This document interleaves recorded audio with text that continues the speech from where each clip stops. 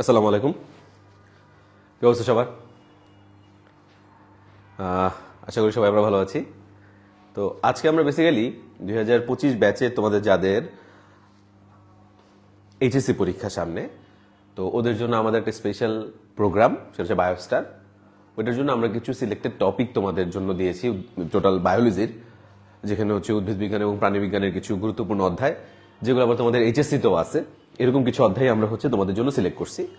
তো ওই অধ্যায়গুলোর মধ্যে উদ্ভিদ বিজ্ঞানের অন্যতম গুরুত্বপূর্ণ একটা চ্যাপ্টার, সেটা হচ্ছে অণুজীব। আমরা আজকে এই চ্যাপ্টারটা নিয়ে আলোচনা করব এবং শুধুমাত্র মেডিকেল ভর্তি পরীক্ষা বলবো না, যে কোনো ভর্তি পরীক্ষা, সেটা মেডিকেল হইতে পারে, ভার্সিটি হইতে পারে। সোজা কথা, যে জায়গায় তোমার বায়োলজি থেকে প্রশ্ন আসা সম্ভব, যে জায়গায় তোমার এমসিকিউ রিলেটেড প্রশ্ন আসবে, ওই জায়গার জন্যই অণুজীব চ্যাপ্টারটা ইম্পর্টেন্ট। এবং এটাকে শুধু ইম্পর্টেন্ট বললে খারাপ হয় এই সেন্সে, এমন কোনো বছর নাই যেই বছর এই চ্যাপ্টার থেকে প্রশ্ন আসে নাই। এবং তার চেয়েও বড় কথা, যে এই চ্যাপ্টার থেকে কিন্তু আসলে একটা করে যে কোশ্চেন আসছে তা না, যতবারই কোশ্চেন আসছে ম্যাক্সিমাম সময় দুইটা করে আসছে। এবং ওই দুইটা তো আসলে বলতে গেলে ওই চ্যাপ্টারের জন্য সবচেয়ে কম আসা প্রশ্ন। তার মানে কি, একটা অ্যাভারেজ যদি ফিক্স করা হয়, দেখা যায় যে প্রতি বছর এই চ্যাপ্টার থেকে 3 থেকে 4টা করে কোশ্চেন আসে। তার মানে একটা চ্যাপ্টার থেকে যদি তোমার এতগুলো কোশ্চেন আসে, তাহলে অবশ্যই কি এই চ্যাপ্টার সম্পর্কে আমাদের ওইভাবেই বা ওই রকম ভাবেই নিজেদেরকে তৈরি করে রাখা উচিত। তো আমরাও আজকে চেষ্টা করব যতটুকু সম্ভব শেষ করে ফেলার। এবং যেহেতু অনেক গুরুত্বপূর্ণ একটা চ্যাপ্টার, আমরা চেষ্টা করবো এখান থেকে যেন পড়াগুলোকে সুন্দর মতো একবার শুনে আমরা মোটামুটি 60 থেকে 70% গুছিয়ে ফেলতে পারি, যেন পরবর্তীতে দ্বিতীয়বার জাস্ট ক্লাসটা আবার শুনলে যেন আমরা বাকি অংশটুকু সুন্দরভাবে পড়ে শেষ করে ফেলতে পারি। ওকে, তাহলে আমরা আর কথা না বাড়াই, আমরা পড়া শুরু করি। চ্যাপ্টারটাকে বেসিক্যালি আমি দুটো ভাগ করছি। ফার্স্ট হাফে আমরা শুধু এবং শুধুমাত্র ভাইরাস নিয়ে আলোচনা করব, এটার জন্য একটু বেশি সময় যাবে আমাদের। এবং পরবর্তীতে আমরা আবার এই চ্যাপ্টারের আরেকটু হাফ, যেখানে হচ্ছে আমরা ব্যাকটেরিয়া এবং ম্যালেরিয়া নিয়ে আলোচনা করব। এখন এখানে যে কথাটা তোমার মাথায় রাখতে হবে সেটা হচ্ছে কি, যখন কোথাও কোনো জিনিস তুলনা করার সুযোগ আছে, সবসময় ওই তুলনার মধ্যে যে কোনো একটা কলাম বা একটা সেগমেন্টকে ভালো মতো শেখার চেষ্টা করতে হবে। যেমন এখানে ভাইরাসের সাথে কম্পেয়ার করার মতো আছে কে, ব্যাকটেরিয়া। তাহলে আমাদের ফোকাস থাকবে এই দুইজনের মধ্যে যে কোনো একটা সম্পর্কে যা যা আছে সবকিছু আমরা শিখে ফেলবো। যেমন মনে করো, আমি তোমাকে ভাইরাসের বৈশিষ্ট্য পড়াইলাম, পরীক্ষায় প্রশ্ন দিলাম নিচের কোনটা ব্যাকটেরিয়ার বৈশিষ্ট্য। মন খারাপ করার কিছু নাই বা গালাগালি করারও কিছু নাই। নিচের কোনটা ব্যাকটেরিয়ার বৈশিষ্ট্য মানে কি আসলে, মানে হচ্ছে নিচের কোনটা ভাইরাসের বৈশিষ্ট্য না। তো আমি যদি তোমাকে ভাইরাসের সকল লাইন বা সকল তথ্য চিনাই দিয়ে যাই, যেই তথ্যগুলো আমরা এই চ্যাপ্টার থেকে চিনবো না, সেটাই কার জন্য প্রযোজ্য হবে, ব্যাকটেরিয়ার জন্য প্রযোজ্য হবে। তেমনি তোমাকে আমি ভাইরাস দ্বারা সৃষ্ট রোগের নাম মনে রাখার টেকনিকগুলো দিয়ে দিব। পরীক্ষায় প্রশ্ন আসলো নিচের কোনটা ব্যাকটেরিয়া ঘটিত রোগ, এখানেও ঘাবড়ানোর কিছু নাই বা মন খারাপ করার কিছু নাই। কেন? কারণ তুমি যদি ভাইরাস দ্বারা সৃষ্ট রোগগুলোর নাম জানো, তাহলে ওই প্রশ্নের মধ্যে যে রোগগুলোর নাম তুমি চিনতেছো না, ওইটাই কি দিয়ে সৃষ্ট, ব্যাকটেরিয়া দিয়ে সৃষ্ট। এই কারণে আমরা সবসময় চেষ্টা করব, যখনই কোথাও তুলনা করার সুযোগ পাবে, আমরা যে কোনো একটা সেগমেন্ট বা একটা কলামকে যতটুকু সম্ভব ভালো করে একদম মুখস্থ করে ফেলার। যেমনটা আমরা এই চ্যাপ্টারের ক্ষেত্রে ভাইরাস ব্যাকটেরিয়ার মধ্যে ভাইরাসের জন্য করব। অন্য কোনো একদিন যদি আমরা ব্রায়োফাইটা টেরিডোফাইটা ক্লাস নিই, ওই দিন ব্রায়োফাইটা সম্পর্কে করব। আর একদিন আমরা যদি নগ্নবীজি আবৃতবীজি উদ্ভিদ সম্পর্কে পড়ি, ওই দিন আমরা নগ্নবীজি উদ্ভিদ সম্পর্কে করব। ইনফ্যাক্ট ওই চ্যাপ্টারে আবার দুইটা গোত্র আছে, পোয়েসি মালবেসি। আমরা তখন ওদের মধ্যে মালবেসি গোত্র সম্পর্কে শিখবো। মানে আমাদের পড়াটাকে এইভাবে আমরা যদি কনসাইজ করে নিয়ে আসতে পারি, তাহলে কি হবে, পরীক্ষার হলে উইদাউট এনি কনফিউশন সুন্দর মতো আমরা প্রশ্নগুলো অ্যান্সার করে আসতে পারবো। তো আমরা একবার একটু পড়া শুরু করেই ফেলি। এখানে গ্রেডিং গুলা দেওয়া আছে। এট দ্য এন্ড আসলে আমাদের ক্লাসগুলো শেষ হলে তো তোমরা এই জিনিসগুলো পাবাই। আমি তোমাকে তো ক্লাসে আসলে কোন জিনিস এরকম এক দুইটা টপিক বাদ দিয়ে যাব এমন না, যা যা ইম্পর্টেন্ট আমি তোমাকে সবই পড়াই দিয়ে যাব। তুমি যখন রিভিশন দিবা, তখন বেসিক্যালি আসলে এই জিনিসগুলোকে প্রায়োরিটি দিবা, যে গ্রেড 1 এর কোনো জিনিস যেন আমার ভুল না হয়, তারপরে গ্রেড 2, তারপরে গ্রেড 3, এভাবে হচ্ছে তুমি গ্রেডিং করে করে পড়বা। আচ্ছা, আমি চ্যাপ্টারটা শুরু করার সময় সবসময় এই প্রশ্নটা দিয়ে শুরু করি, যে এই প্রশ্নের উত্তর তোমরা আমাকে দাও, যে নিচের কোনটা অণুজীব।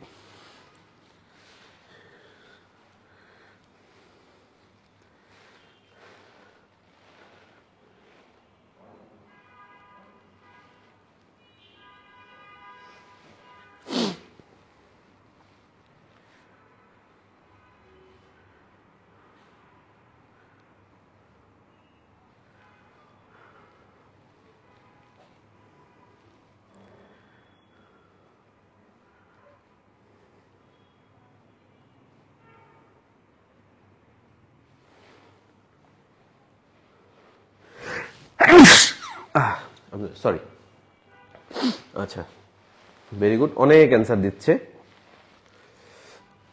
তো আমি যা দেখতে পারতেছি যে মেজরিটি হচ্ছে আমাদের এখানে অ্যান্সার দিচ্ছে হচ্ছে ডি, কেউ কেউ বলছে বি, কেউ কেউ আবার বলছে এ। তো প্রথম কথায় আসি, কোশ্চেনটা হচ্ছে কি, কোশ্চেনটা হচ্ছে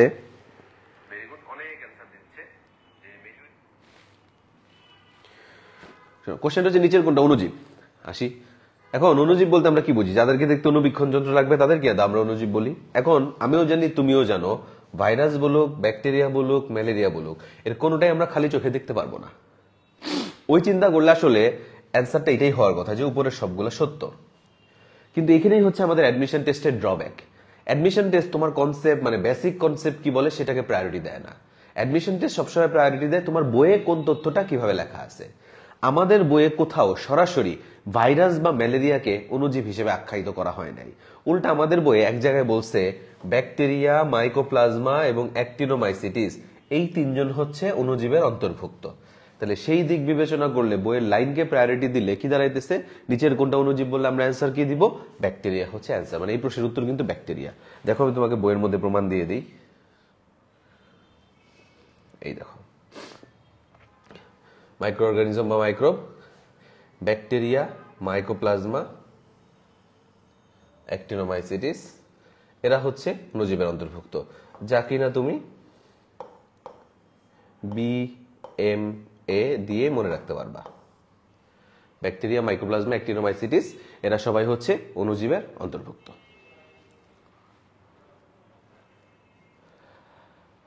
এখন এখানে ভাইরাস সংক্রান্ত কিছু কথাবার্তা লিখে দিছে, যে ভাইরাসটা তোমার কোন শব্দ থেকে আসছে, এর মানে কি, এটা কি দ্বারা গঠিত, এটা পোষক দেহের অভ্যন্তরে সক্রিয় কিন্তু রাসায়নিকভাবে প্রকৃতিতে থাকলে নিষ্ক্রিয় থাকে। ঠিক আছে, এই যে এখানে কিছু কথাবার্তা লিখছে, এটার পাশে আমি একটা স্টার দিলাম, কিন্তু এগুলো কিছুই এখান থেকে পড়ার দরকার নাই। তুমি খালি মনে রাখবে এই তথ্যগুলো ইম্পর্টেন্ট, কিন্তু আমরা এটা এখান থেকে পড়বো না। কেন? আমি এখন তোমাকে একটু পরে ভাইরাসের বৈশিষ্ট্য যখন পড়াইতে যাব, এইগুলা পয়েন্টের পাশাপাশি আরো অতিরিক্ত অনেক তথ্য আমি তোমাকে শিখাবো। ঠিক আছে, তাহলে সেই দিক চিন্তা করলে আমার হচ্ছে এখান থেকে জাস্ট তুমি রিডিং পড়ে যাও, এখান থেকে মুখস্থ করার কিছু নাই। মুখস্থ কোন জায়গা থেকে করতে হবে এটা আমি তোমাকে দেখাই দিব। এবার আসলে এখানে তোমাদের বইয়ে কিছু কিছু বিজ্ঞানীর অবদান দিছে, কোন বিজ্ঞানী কবে প্রথম এই রোগ আবিষ্কার করছে, প্রথম এই রোগের নাম দিছে, প্রথম এটাকে কেলাসিত করে পৃথক করছে, এর গঠন সম্পর্কে কে বলছে, কোন ভাইরাস কে কবে আবিষ্কার করছে, এরকম অনেক তথ্য এখানে দেওয়া আছে। প্রথম কথায় আসি, মেডিকেল ভর্তি পরীক্ষার জন্য এখন আর সাল রিলেটেড কোনো তথ্য আমাদের দরকার নাই। ঠিক আছে, মেডিকেল ভর্তি পরীক্ষার ক্ষেত্রে সাল রিলেটেড কোনো তথ্যই কি আমাদের দরকার নাই। কারণ কি, তুমি বিগত 6-7 বছরের কোশ্চেন দেখো, সাল সংক্রান্ত প্রশ্ন এখন আর আসে না। তাহলে আমাদের জন্য দরকার কি? আমাদের জন্য খালি দরকার কোন বিজ্ঞানী এবং তার অবদান কি। তো এই যে কয় পেজ জুড়ে কথাগুলো লেখা আছে, দেখো এখানেও সেম এই রিলেটেড কথাগুলো লেখা আছে। তো আমি তোমাদের জন্য এরকম একটু বক্স করে দিছি। এই বক্সগুলোর মধ্যে হচ্ছে সেটা হচ্ছে সালের তথ্যটা তোমাকে বলছি আমি আগেই, তুমি বাদ দিয়ে দাও। ঠিক আছে, যে সাল রিলেটেড কোনো কিছু আমাদের আপাতত লাগবে না, কারণ মেডিকেল ভর্তি পরীক্ষায় এখান থেকে প্রশ্ন আসে না। ঠিক আছে, তাহলে আসি আমরা যেটা এখান থেকে আমাদের কি বাকি থাকে, এখান থেকে আমাদের যেটা বাকি থাকবে কোন বিজ্ঞানী এবং তাদের অবদান। এবং তুমি খেয়াল করে দেখো এই অবদানের মধ্যেও আমি যে কাজটা করছি, যে প্রত্যেকটা লাইন যে লিখছি সব পুরো লাইন কিন্তু বোল্ড করে রাখি নাই। খেয়াল করলে দেখবা আমি প্রত্যেকটা লাইনের মধ্যে কিছু পার্টিকুলার শব্দকে অন্য কালার করছি বা বোল্ড করে দিছি। তার মানে কি, তোমার জন্য লাইন তুমি পড়ো পুরাটাই, মুখস্থ করবা কেবল এই শব্দগুলা। কেমন দেখো, জেনারের জন্য আমি সর্বপ্রথম এবং বসন্ত এই দুটো শব্দ মার্ক করছি। মানে যখনই তোমাকে বলবে সর্বপ্রথম শব্দটা নিয়ে কোনো একটা মতবাদ, নিঃসন্দেহে এটাকে জেনার। বা বসন্ত রোগ নিয়ে কে আলোচনা করছে, বিজ্ঞানী জেনার। তারপর তোমাকে বলে যে এই যে একটা বড় মতবাদ যার মধ্যে রোগ কে শব্দটা দেখলে এটাকে মায়ার। তারপর যদি বলে ফিল্টার করা নিয়ে কথা বা কে ভাইরাসের আবিষ্কারক, তাহলে কে আইভানোভস্কি। তারপরে তোমার যেমন পিচ জ্বর, ইয়েলো ফিভার কে আবিষ্কার করে, ওয়াল্টার রিড। তারপরে দেখো টিএমবি কে কেলাসিত করে পৃথক করেন কে, পৃথক শব্দটা দেখলে অ্যান্সার দিবা কে, স্ট্যানলি। এবং এই কারণে সে কি পায়, নোবেল পুরস্কার পায়। ভাইরাসের দেহ কি দ্বারা গঠিত, প্রোটিন আর নিউক্লিক অ্যাসিডের সমন্বয়ে গঠিত। এটা কি ভাইরাসের রাসায়নিক গঠন, এই গঠনটা কে বর্ণনা করছে, বিজ্ঞানী পিরি বাইডেন। তার মানে আমাদের হচ্ছে পড়তে হবে এইভাবে, তুমি লাইন পুরাটাই পড়বা কিন্তু মুখস্থ করবে এই পার্টিকুলারলি হাইলাইটেড যে শব্দগুলা বা বোল্ড করা যে শব্দগুলো আছে সেই শব্দগুলা।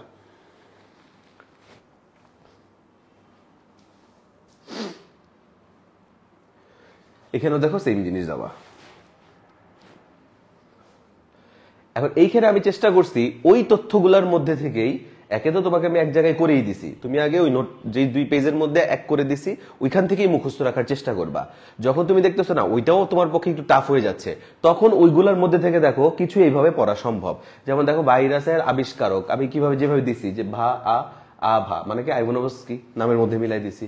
মায়ের আইফোন স্টপ হয়ে গেছে, মায়ারের জন্য হচ্ছে রোগ আইফোন, আইভোনোভস্কির জন্য ফ দিয়ে ফিল্টার, স্টপ, স্ট্যানলি হচ্ছে পৃথক। এভাবে মনে শালগুলো দেখো কম থেকে বেশি, তো আমি তো আগেই বলছি শাল আমাদের পড়া লাগবে না। তারপর দেখো 1 নম্বর ওয়ালপেপার, তাহলে কি 1901 সাল, ওয়ালপেপার মানে ওয়াল্টার, পেপার মানে পিৎজর। ভাষা আন্দোলন মানে ভাইরাসই, কে বলছে? বিজ্ঞানী লোফ 1952 সালে। খেয়াল করে দেখছো যেই জিনিসগুলো হচ্ছে মোটামুটি কোনো না কোনো একটা ছন্দ বা কোনো কিছুর মধ্যে আনা যায়, ওগুলো আমি চেষ্টা করছি এখানে দেওয়ার। এটা হচ্ছে তোমার জন্য পরের অপশন। তুমি চেষ্টা করবা প্রথমে তোমাকে যে 2টা আমি ছক দিছি, তুমি ওই 2টার মধ্যে থেকে হচ্ছে এই জিনিসগুলা পড়ে ফেলার।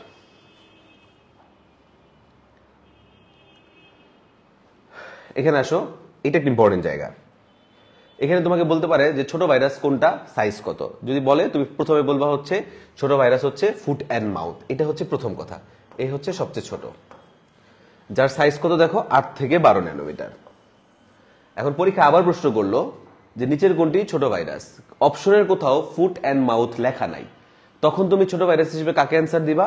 পোলিও। তাহলে মনে রাখবা যে ছোট ভাইরাস বললে আমাদের মাথায় অ্যান্সার রাখতে হবে 2টা, সবচেয়ে ছোট যেটা সেটা হচ্ছে ফুট অ্যান্ড মাউথ, কিন্তু অপশনে যদি ফুট অ্যান্ড মাউথ না থাকে তখন আমরা কাকে অ্যান্সার দিব? পোলিও। এবং দেখো পোলিওর সাইজ কিন্তু শুধু 12 মিটার, মানে 12 ন্যানোমিটার, আর ফুট অ্যান্ড মাউথের হচ্ছে 8 থেকে 12 ন্যানোমিটার। বড় ভাইরাস আমাদের আলাদা করে পড়ার দরকার নাই, কেন? কারণ কোনো ইন্ডিভিজুয়াল ভাইরাসকে তারা সবচেয়ে বড় বলতে পারে নাই। কারণ দেখো বলছে ভ্যাকসিনিয়া ভ্যারিওলা 280 থেকে 300, গোল আলুর মোজাইক ভাইরাস, গো বসন্ত ভাইরাস আরো বৃহৎ আকৃতির। তার মানে এরা নিজেরাই কোনো একটা স্থির কোনো মতের মধ্যে তারা ফিক্স হইতে পারে নাই যে কে সবচেয়ে বড়।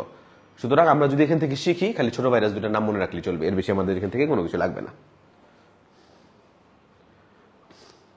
এখানে আলিম স্যারের একটা তথ্য দিয়ে দিছি। এবার আসো আসল জায়গা, সেটা হচ্ছে ভাইরাসের বৈশিষ্ট্য। তো আমি যেটা তোমাকে বলবো সেটা হচ্ছে প্রথমে আমি তোমাকে ভাইরাসের বৈশিষ্ট্য পড়াবো সুন্দর করে বলতে এখন যেগুলা বলবো তুমি এগুলাকে ইন জেনারেল ভাইরাসের বৈশিষ্ট্য হিসেবে মাথায় রাখবা। পরবর্তীতে আবার আমি তোমাকে চিনাবো যে কিভাবে তুমি বুঝবা যে এটা কি ভাইরাসের জড় বৈশিষ্ট্য নাকি এটা ভাইরাসের জীবীয় বৈশিষ্ট্য। তাহলে ফার্স্টে আমরা হচ্ছে ইন জেনারেল ভাইরাসের বৈশিষ্ট্য পড়বো, পরবর্তীতে হচ্ছে আমরা এদেরকে ডিফারেন্সিয়েট করা শিখবো।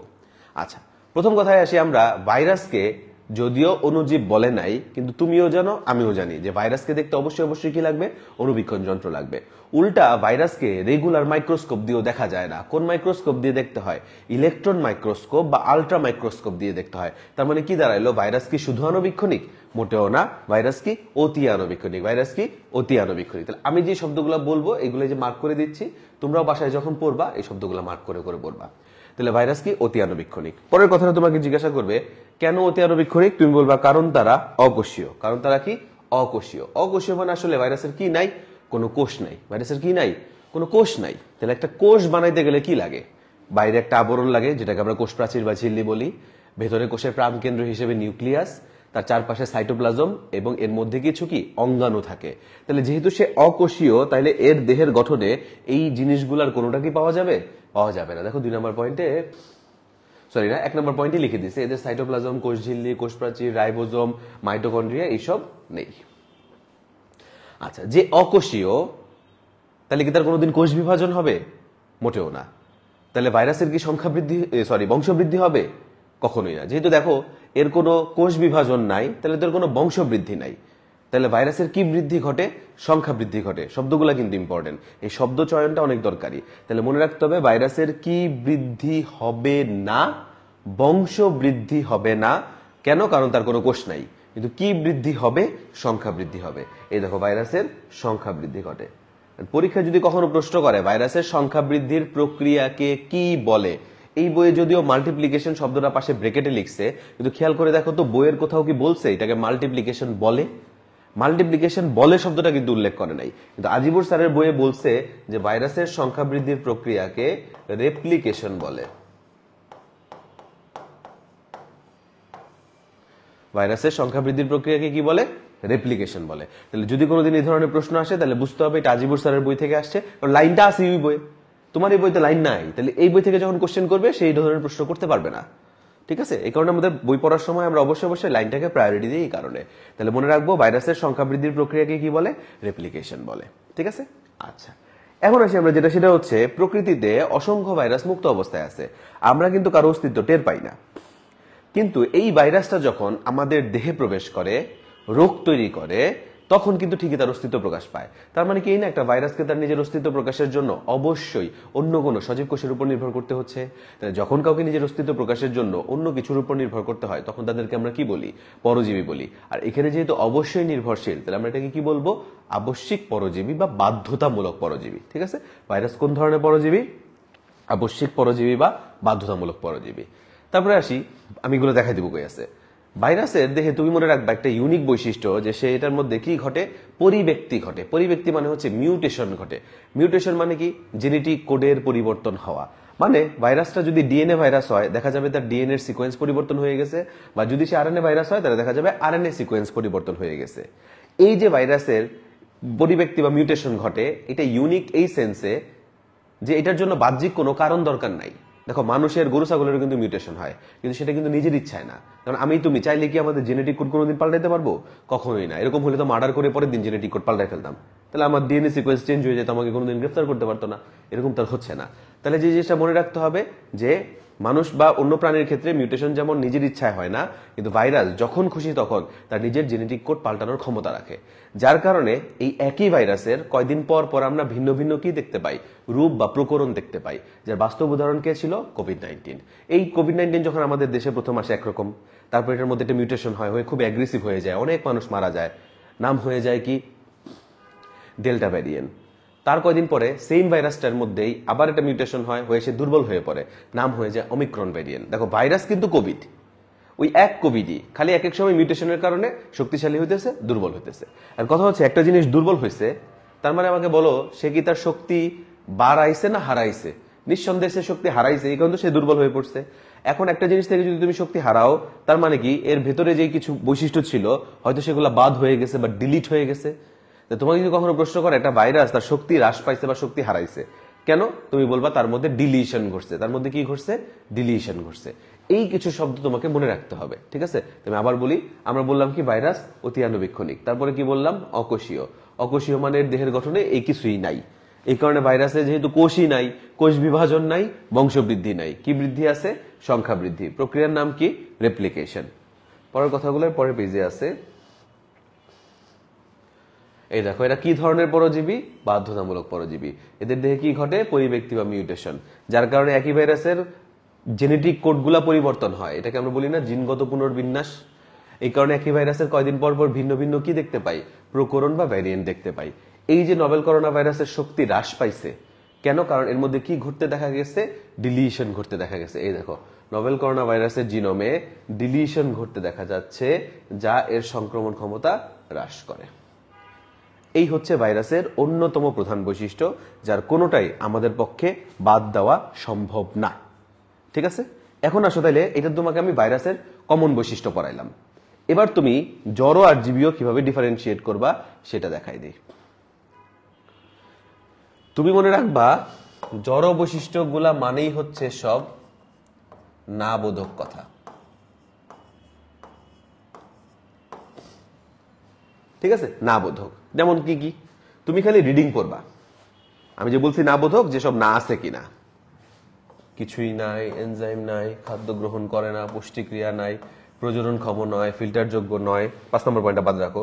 নিষ্ক্রিয় মানে সক্রিয় নয়, সাড়া দেয় না, সমাহার মাত্র, এটাও তো কম মানে নেগেটিভ, প্রতিক্রিয়া সৃষ্টি করতে পারে না। তাহলে খেয়াল করে দেখো তো, সবগুলাই কি নাবোধক কথা, কোনটা বাদে? 5 নম্বর পয়েন্ট। তার মানে আমরা জড় বৈশিষ্ট্যের জন্য কি মনে রাখবো? যাই বলবো সব হচ্ছে না, এক্সেপ্ট 5 নম্বর পয়েন্ট। ওই 5 নম্বর পয়েন্টটা মনে রাখার জন্য তুমি দেখো, লিখে রাখো, ভাইরাসের কত শত ব্যাপার।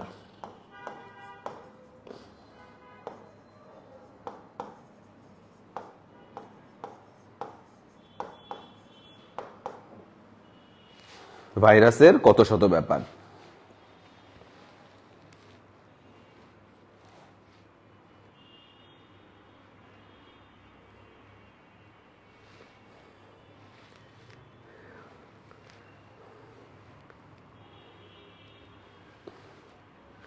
ঠিক আছে, আচ্ছা কি কি হয় দেখো।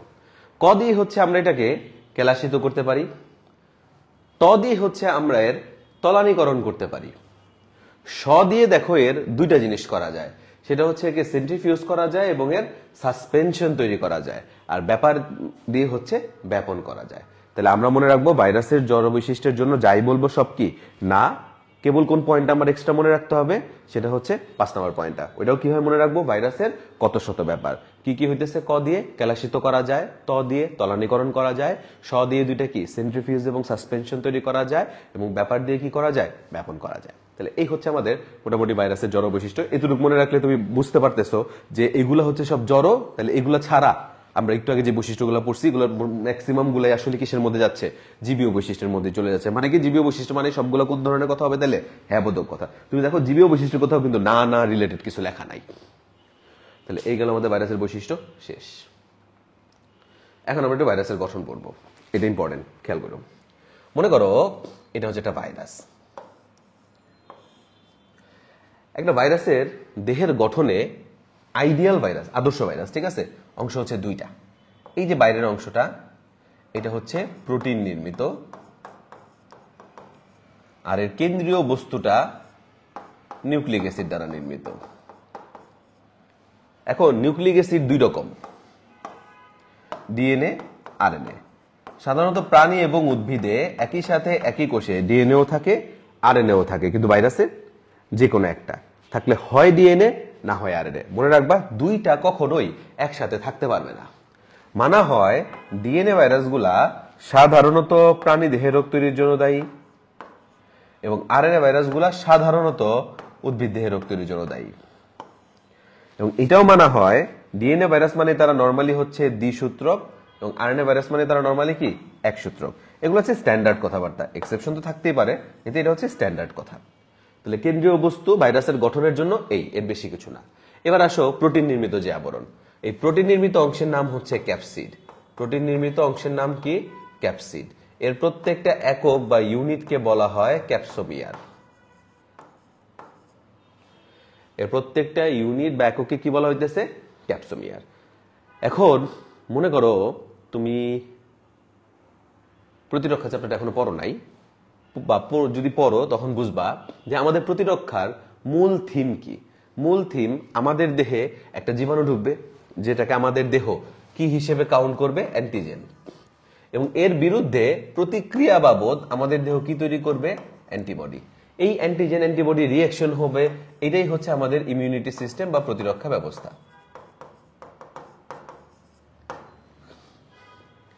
ঠিক আছে, আচ্ছা। এখন তুমি যদি এদের রাসায়নিক উপাদান খুঁজতে যাও, মানে কি তুমি গেলা দেখতে যে অ্যান্টিজেন বলুক অ্যান্টিবডি বলুক এরা রাসায়নিকভাবে উপাদান দ্বারা তৈরি, দেখলা কি তুমি ঘুরে ফিরে এরা প্রত্যেকেই প্রোটিন দ্বারা তৈরি।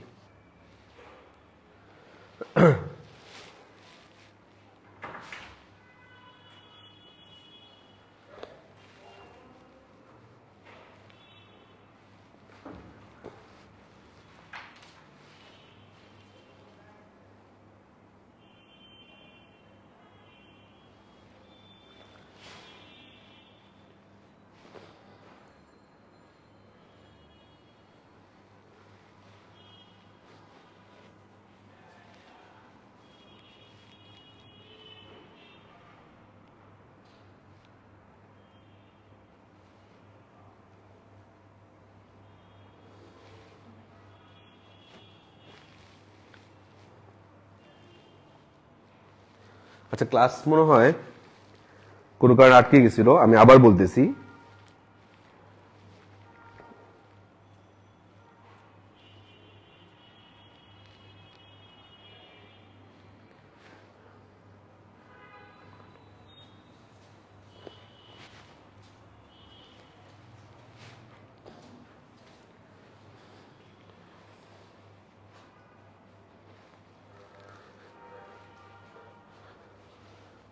আচ্ছা দেখো এখন শুনতে পাচ্ছ কিনা? আচ্ছা, তাহলে আমরা আবার একটু বলি, ঠিক আছে? তাহলে যেটা আমরা বলতেছিলাম সেটা হচ্ছে, আমি আবার শুরু থেকে তোমাদের ভাইরাসের গঠনটা বলতেছি। দেখো মনে করো এটা হচ্ছে একটা ভাইরাস যার দুইটা অংশ, একটা হচ্ছে প্রোটিন দ্বারা গঠিত, একটা হচ্ছে নিউক্লিক অ্যাসিড দ্বারা গঠিত।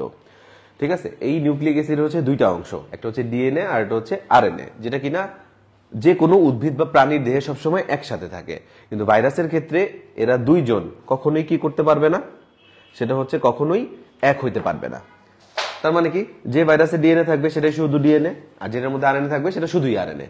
মানা হয়ে থাকে ডিএনএ ভাইরাসগুলো সাধারণত প্রাণী দেহে রোগ তৈরি করে, আরএনএ ভাইরাসগুলো সাধারণত কি করে, উদ্ভিদ দেহে রোগ তৈরি করে।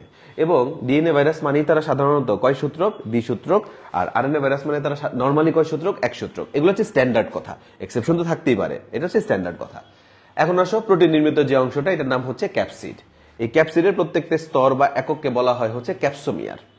এখন আমি যেটা বলতেছিলাম সেটা হচ্ছে আমাদের প্রতিরক্ষা বা ইমিউনিটির বেসিক হচ্ছে আমাদের দেহে একটা জীবাণু ঢুকবে, যে জীবাণুটাকে হচ্ছে আমাদের দেহ কি হিসেবে কাউন্ট করবে, অ্যান্টিজেন হিসেবে কাউন্ট করবে, এবং এর বিরুদ্ধে আমাদের দেহ যে প্রতিক্রিয়া দিবে সেই প্রতিক্রিয়াটাকে আমরা কি বলবো, অ্যান্টিবডি বলবো। এখন এই অ্যান্টিজেন বলো অ্যান্টিবডি বলো, এই যে ক্রস রিঅ্যাকশন হয়ে যে ইমিউনিটি সিস্টেম বা ইমিউনিটি যে আমাদের দিচ্ছে, এরাও রাসায়নিকভাবে কি দ্বারা নির্মিত, এরাও রাসায়নিকভাবে হচ্ছে প্রোটিন দ্বারা নির্মিত। এরাও রাসায়নিকভাবে কি দ্বারা নির্মিত, প্রোটিন দ্বারা নির্মিত। তাইলে ব্যাপারটা যেটা সেটা হচ্ছে, এখন আমাদের দেহে যদি কোনো একটা জীবাণু ঢুকে, তাইলে সেটাকে আমরা কখন বলবো অ্যান্টিজেন, যখন তার দেহে কি আছে, প্রোটিন আছে। আবার আমাদের দেহ ওই অ্যান্টিজেনের বিরুদ্ধে কখন অ্যান্টিবডি তৈরি করবে, যখন আমাদের দেহেরও কোন ক্ষমতা আছে, প্রোটিন তৈরি করার ক্ষমতা থাকবে। তাহলে মনে করো এখন তোমার দেহে একটা ভাইরাস ঢুকছে, ঢোকার পরে তোমার কি হইলো, জ্বর হইলো, সর্দি হইলো, হাঁচি হইলো, কাশি হইলো। তার মানে কি, তোমার দেহে যে ভাইরাসটা ঢুকছে, তোমার দেহ ভাইরাসের একটা অংশকে কি হিসেবে কাউন্ট করছে, অ্যান্টিজেন হিসেবে কাউন্ট করছে, যার কারণে সে ওইটার বিরুদ্ধে কি তৈরি করতে চাইতেছে, অ্যান্টিবডি তৈরি করতে চাইতেছে। তাহলে আসলে এখন যদি তোমাকে প্রশ্ন করা হয় একটা ভাইরাসের দেহের গঠনের কোন অংশটাকে সে অ্যান্টিজেন হিসেবে কাউন্ট করবে, তাহলে অ্যান্সার কি দিবা?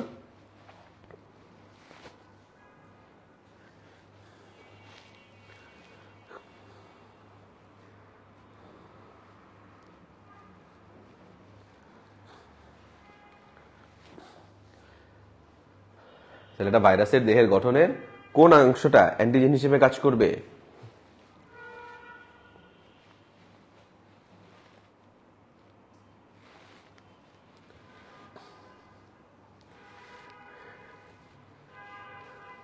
Very good, capsid. কেন? কারণ ক্যাপসিডটা কি দ্বারা নির্মিত, প্রোটিন দ্বারা নির্মিত। তার মানে একটা ভাইরাসের দেহের গঠনের কোন অংশটি অ্যান্টিজেন হিসেবে কাজ করবে, প্রোটিন নির্মিত যে অংশটি, মানে ক্যাপসিড। তাহলে ক্যাপসিড হচ্ছে অ্যান্টিজেনিক স্বভাবের। ওকে, আচ্ছা, এটা হচ্ছে একটা আদর্শ ভাইরাস। এখন আমি যা বলবো এটা হাতে গোনা কিছু ভাইরাসের জন্য প্রযোজ্য। সেটা কি, অনেক মানে অনেক বিজ্ঞানীরা পরবর্তীতে বিভিন্ন গবেষণা টবেষণা করে দেখছে যে এই যে মনে করো ভাইরাস, এই হচ্ছে কেন্দ্রীয় বস্তু, তো পড়াইছি।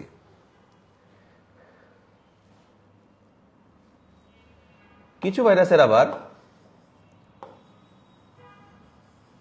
প্রোটিন নির্মিত আবরণের বাইরেও আরেকটা লেয়ার পাওয়া যায়, এইটাকে তারা বলছে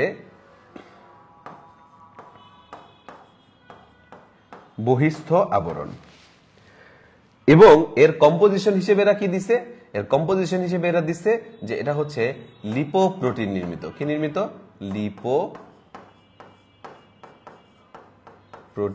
নির্মিত। এই কারণে যে সমস্ত ভাইরাসের বহিস্থ আবরণ আছে ওই ভাইরাসগুলোকে বলা হয় লিপোভাইরাস। ওই ভাইরাসগুলোকে কি ভাইরাস বলা হয়? লিপোভাইরাস। এই বহিস্থ আবরণকে আবার অনেক রাইটারের বইয়ে এনভেলপ নামেও ডাকা হয়েছে। তার মানে বহিস্থ আবরণকে আমরা আবার কি নামে ডাকতে পারি? এনভেলপ নামেও ডাকতে পারি। আর আমি তো তোমাকে শুরুতেই বলছি সকল ভাইরাসের জন্য প্রযোজ্য না, অল্প কয়টা ভাইরাসের জন্য প্রযোজ্য। তুমি মনে রাখবা 4টা ভাইরাসের জন্য প্রযোজ্য, মানে 4টা ভাইরাসের বহিস্থ আবরণ বা এনভেলপ আছে। সেই 4টা ভাইরাসের নাম মনে রাখবা কি দিয়ে? হাই করোনা। মানে কি? এইচ দিয়ে হচ্ছে এইচআইভি, এইচ দিয়ে হচ্ছে হারপিস, আই দিয়ে হচ্ছে ইনফ্লুয়েঞ্জা, আর করোনা তো করোনাই। তাহলে এই 4টা ভাইরাসের হচ্ছে কি আছে? বহিস্থ আবরণ বা এনভেলপ বা লিপোপ্রোটিন, বা এগুলাকে আবার কি নামে ডাকা হয়? লিপোভাইরাস নামেও ডাকা হয়। এখন আমরা একটু আগে পড়ছিলাম ক্যাপসিডের একক ক্যাপসোমিয়ার। তো অনেক সময় পরীক্ষায় প্রশ্ন করে তাহলে বহিস্থ আবরণ যুক্ত বা এনভেলপ যুক্ত বা লিপোপ্রোটিন যুক্ত ভাইরাসের স্তর বা এককের নাম কি? তারা হলায় অর্ধেকের বেশি স্টুডেন্ট দাগায় আসে লিপোমিয়ার। কারণ ক্যাপসিড ক্যাপসোমিয়ার, তাইলে লিপোপ্রোটিন লিপোমিয়ার হওয়ার কথা। কিন্তু খেয়াল রাখো এটা কিন্তু এক্সেপশন, এটাকে কিন্তু লিপোমিয়ার বলি না, ওটাকে আমরা বলি পেপলোমিয়ার। ওটাকে আমরা কি বলি? পেপলোমিয়ার।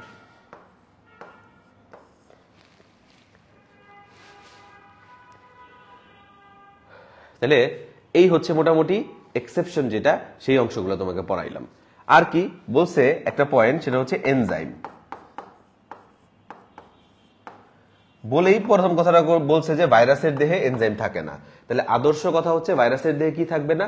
এনজাইম থাকবে না। আদর্শ কথা কি? ভাইরাসের দেহে কি থাকবে না? এনজাইম থাকবে না। কিছু তো ব্যতিক্রম আছে। ব্যতিক্রম কি কি আছে আমাদের বইয়ে দেওয়া আছে, ঠিক আছে? একটা হচ্ছে তোমার টিটু ফাজের কথা বলা আছে, একটা হচ্ছে ইনফ্লুয়েঞ্জার কথা বলা আছে, এবং একটা হচ্ছে এইচআইভির কথা বলা আছে। টিটু ফাজেরটা যেমন বলা আছে লাইসোজাইম,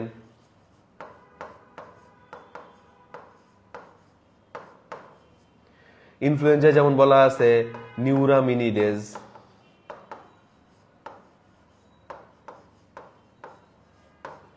আর এইচআইভি তে বলা আছে রিভার্স ট্রান্সক্রিপ্টেজ। আমি একটু পরে বইয়ে দেখাই দিব, সব টেনশন করো না, কিন্তু এই শব্দগুলো আমাদের কিন্তু পরে লাগবে। তাহলে আমরা ফার্স্টে বলে রাখবো ভাইরাসের দেহে কি থাকবে না? এনজাইম থাকবে না।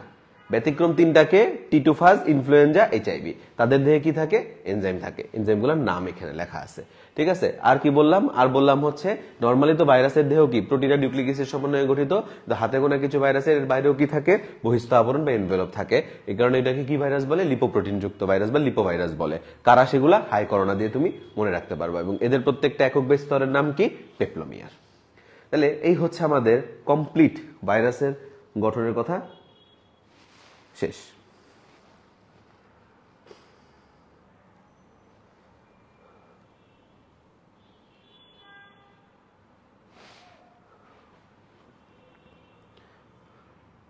আচ্ছা, এবার হচ্ছে আমি জাস্ট তোমাকে মিলাই দিই যা যা পড়াইছি তা আছে। যে বলছি ভাইরাসের গঠন, এর মধ্যে কি থাকবে? একটা কেন্দ্রীয় বস্তু থাকবে, একটা ক্যাপসিড থাকবে।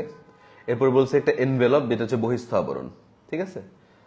আচ্ছা, এখন কেন্দ্রীয় বস্তু কি দ্বারা গঠিত? এই যে নিউক্লিক অ্যাসিড, সেটা কি? ডিএনএ ও আরএনএ, ঠিক আছে? সাধারণত কি করবে না? একসাথে অবস্থান করতে পারবে না। ক্যাপসিড, কেন্দ্রীয় বস্তুকে ঘিরে কি নির্মিত আবরণ? প্রোটিন আবরণ। প্রত্যেকটা এককের নাম কি? ক্যাপসোমিয়ার। এনভেলপ বলছে কোন কোন ভাইরাসের ক্যাপসিডের বাইরে ক্যাপসিডকে ঘিরে আর একটা পুরো অপর একটা আবরণ থাকে, যাকে এনভেলপ নামে ডাকা হয়েছে। আচ্ছা, এরপর আসো তুমি, এটা ভৌত গঠন গেল। রাসায়নিক গঠনের মধ্যে নিউক্লিক অ্যাসিড কেন্দ্রীয় বস্তু অলরেডি পড়াইছি। অধিকাংশ উদ্ভিদ ভাইরাস হচ্ছে আরএনএ, প্রাণী ভাইরাস হচ্ছে ডিএনএ, ঠিক আছে? ক্যাপসিডের মধ্যে দেখো যে প্রোটিন দ্বারা নির্মিত, এবং ইম্পর্টেন্ট হচ্ছে এটা কি হিসেবে কাজ করে? অ্যান্টিজেন হিসেবেও কাজ করে, যা সর্দি জ্বরে হাঁচির উদ্রেক করে।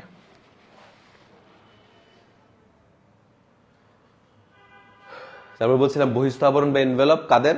হাই করোনা দিয়ে মনে রাখতে বলছিলাম। সেটা কি? এইচআইভি, হারপিস, ইনফ্লুয়েঞ্জা, করোনা, হাই করোনা, ঠিক আছে? এবং এটা কি দ্বারা গঠিত? বলছি লিপোপ্রোটিন দ্বারা গঠিত। এবং এই লিপোপ্রোটিন এককে কি বলা হয়? পেপলোমিয়ার বলা হয়। এই ভাইরাসগুলোকে কি ভাইরাস বলা হয়? লিপোভাইরাস বলা হয়। তারপরে আসে এনজাইম। তাহলে কি বলছি? ভাইরাসের দেহে সর্বদাই কি থাকবে না? এনজাইম থাকবে না। ব্যতিক্রমকে ব্যাকটেরিওফাজ মানে টিটুফাজ, এর দেহে কি থাকে? লাইসোজাইম। ইনফ্লুয়েঞ্জার দেহে কি থাকে? নিউরামিনিডেজ। এইচআইভির দেহে কি থাকে? Reverse transcriptase. তাহলে খেয়াল করে দেখো, আমি কিন্তু তোমাকে এই জিনিসগুলোও পড়াইছি।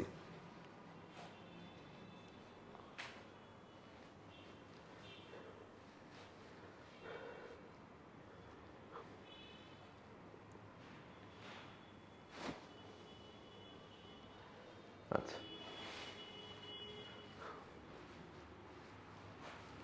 তাহলে এই গেল হচ্ছে মোটামুটি আমাদের ভাইরাসের গঠনের কথাবার্তা শেষ। আমি তো আসলে দেখতেছি এখন তো নেটে আটকাচ্ছে না কোথাও, বুঝতে পারছো? তোমাদের যদি কারো আটকায়, এখন একটু আগে তো আটকাইছে, তো আমি নিজেই চেক করছি। এখন যদি কারো আটকায়, তোমরা একটু আবার মানে একবার ক্লাসটা থেকে বের হয়ে জাস্ট রিফ্রেশ করে আবার ঢুকো, দেখো ঠিক আছে। ইন দ্য মিন টাইম এই প্রশ্নের উত্তর দাও, নিচের কোন ভাইরাসটির বহিস্থ আবরণ নেই?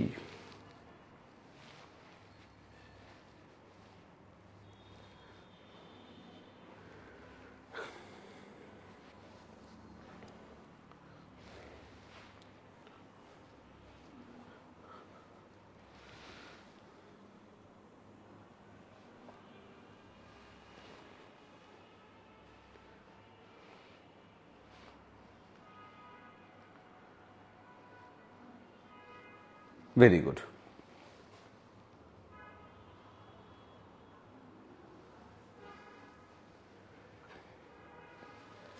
ভেরি গুড, এই প্রশ্নের উত্তর সবাই পারছো, সেটা হচ্ছে সি। কারণ আমি তোমাকে বলছি কি দিয়ে মনে রাখবো আমরা, হাই করোনা দিয়ে মনে রাখবো। এবার হচ্ছে আমরা ভাইরাসের ক্লাসিফিকেশন। এটাকে দেখো, ভাইরাসটাকে বিভিন্ন ধর্মের ভিত্তিতে ভাগ করছে। প্রথমেরটা কি হিসেবে ভাগ করছে, আকৃতি অনুযায়ী। দেখো এটাকে আকৃতি অনুযায়ী দণ্ডাকার, গোলাকার, ঘনক্ষেত্র বা বহুভুজাকার, ব্যাঙাচেকার, সিলিন্ড্রিক্যাল, ডিম্বাকার, এতগুলো ক্লাসিফিকেশন, এবং ভিতরে আবার অনেকগুলো উদাহরণও আছে। তো সবগুলো মনে রাখার জন্য এইভাবে রিডিং পড়ে টোরে মুখস্থ থাকবে না, আমি তোমাদের জন্য ছন্দ দিয়ে দিব, একবার আমি তোমাকে পরে দেখাই দিচ্ছি, ঠিক আছে? আচ্ছা, নিউক্লিক অ্যাসিডের কথাটায় আসি। নিউক্লিক অ্যাসিড দুই প্রকার, ডিএনএ ভাইরাস, আরএনএ ভাইরাস। আমরা বলছি ডিএনএ মানে দ্বিসূত্রক, প্রাণী দেহের রোগ তৈরি, আরএনএ মানে একসূত্রক, উদ্ভিদ দেহের রোগ তৈরি। এখন এদের কিছু ব্যতিক্রম আছে। মানে কি, তুমি দেখো তোমার বইয়ে একসূত্রক ডিএনএ ভাইরাসও কিন্তু আছে। তাহলে আমরা ব্যতিক্রমটা একটু আগে পড়ি। একসূত্রক ডিএনএ কি, এই দেখো পার্বোভিরিডি গোত্রের ভাইরাসের ডিএনএ একসূত্রক, এবং ব্রেকেটে কিছু ভাইরাসের নাম লেখা আছে 5X174, M13, সংখ্যা মনে থাকলে ভালো, বাট অ্যাটলিস্ট তোমাকে যেটা মনে রাখতে হবে সেটা হচ্ছে কোলিফাস।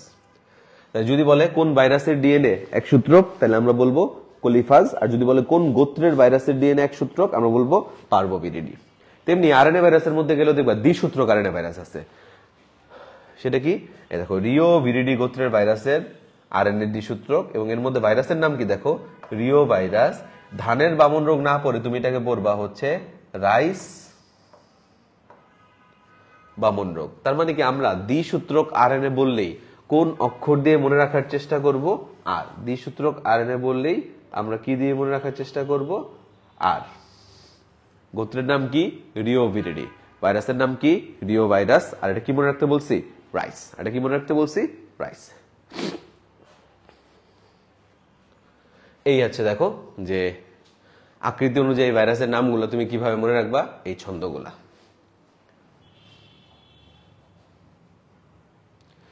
এখানে নিউক্লিক অ্যাসিডের ধরনের কথা উপরে লেখা আছে, ডিএনএ ভাইরাসের নাম মনে রাখার ছন্দগুলো এখানে দিয়ে দিচ্ছে, এবং এগুলা সব হচ্ছে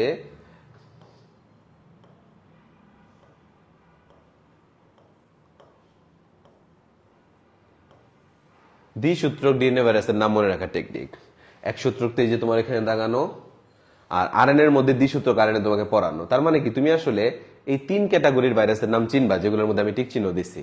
তাহলে এই ভাইরাসের বাইরে যে ভাইরাসের নাম দেখবা সেটাই কোন ভাইরাস, একসূত্রক আরএনএ ভাইরাস।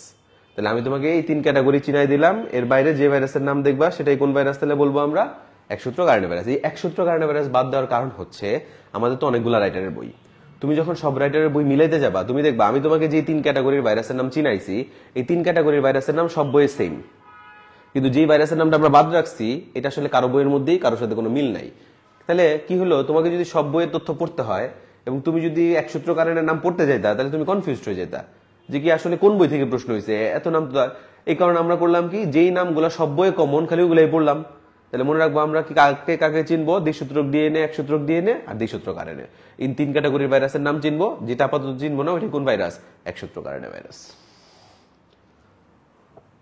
তাহলে উত্তর দাও, নিচের কোনটা ডিএনএ ভাইরাস?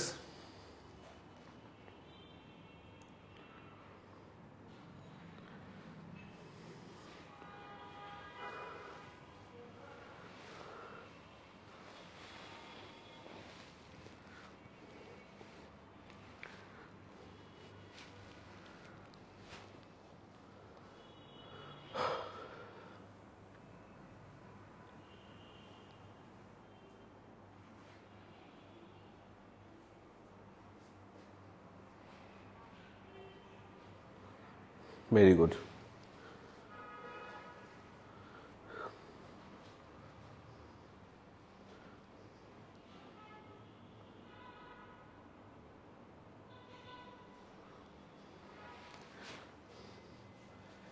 আচ্ছা, নিচের কোনটা ডিএনএ ভাইরাস? অনেকে টোবাকো মোজাইকের কথা বলতেছে, ঠিক আছে? অ্যান্সার তো হেপাটাইটিস বি। তোমরা একটু আগের স্লাইডটা দেখো। তাই ভ্যাকেশনে টিটুর ভারী হাঁপানি হলো। তাই মানে হচ্ছে টিআইবি, নট টিএমবি।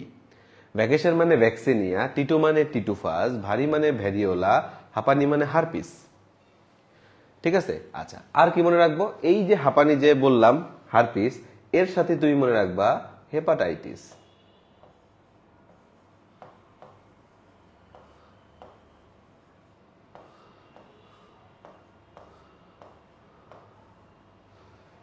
এবং হেপাটাইটিসের মধ্যেও খেয়াল রাখতে হবে, হেপাটাইটিসের মধ্যেও খেয়াল রাখতে হবে যে একমাত্র আসলে হেপাটাইটিস বি ভাইরাসটাই হচ্ছে ডিএনএ ভাইরাস। এবং এটা আমি তোমাকে একটু পরে হেপাটাইটিস পড়াবো, তখন অটোমেটিক্যালি হয়ে যাবে পড়া। তাহলে নিচের কোনটা DNA virus? Basically hepatitis beta হচ্ছে ডিএনএ ভাইরাস। দেখো ডেঙ্গু, চিকুনগুনিয়া, টোবাকো মোজাইক এই সবগুলাই কিন্তু তোমার হচ্ছে আরএনএ ভাইরাস। আবার আসছে সেম প্রশ্ন, এটা মেডিকেল 19 আসছে, নিচের কোনটা ডিএনএ ভাইরাস? একই তো, হেপাটাইটিস বি ভাইরাস। দেখো অপশনে কোনো চেঞ্জ আর নেই, তাহলে আগে পিছিয়ে করছে। বহিস্থ আবরণ অনুযায়ী এটা তোমাকে অলরেডি পড়াই দিছি যে আবরণ যুক্ত ভাইরাসগুলা কি দিয়ে মনে রাখতে বলছি আমি?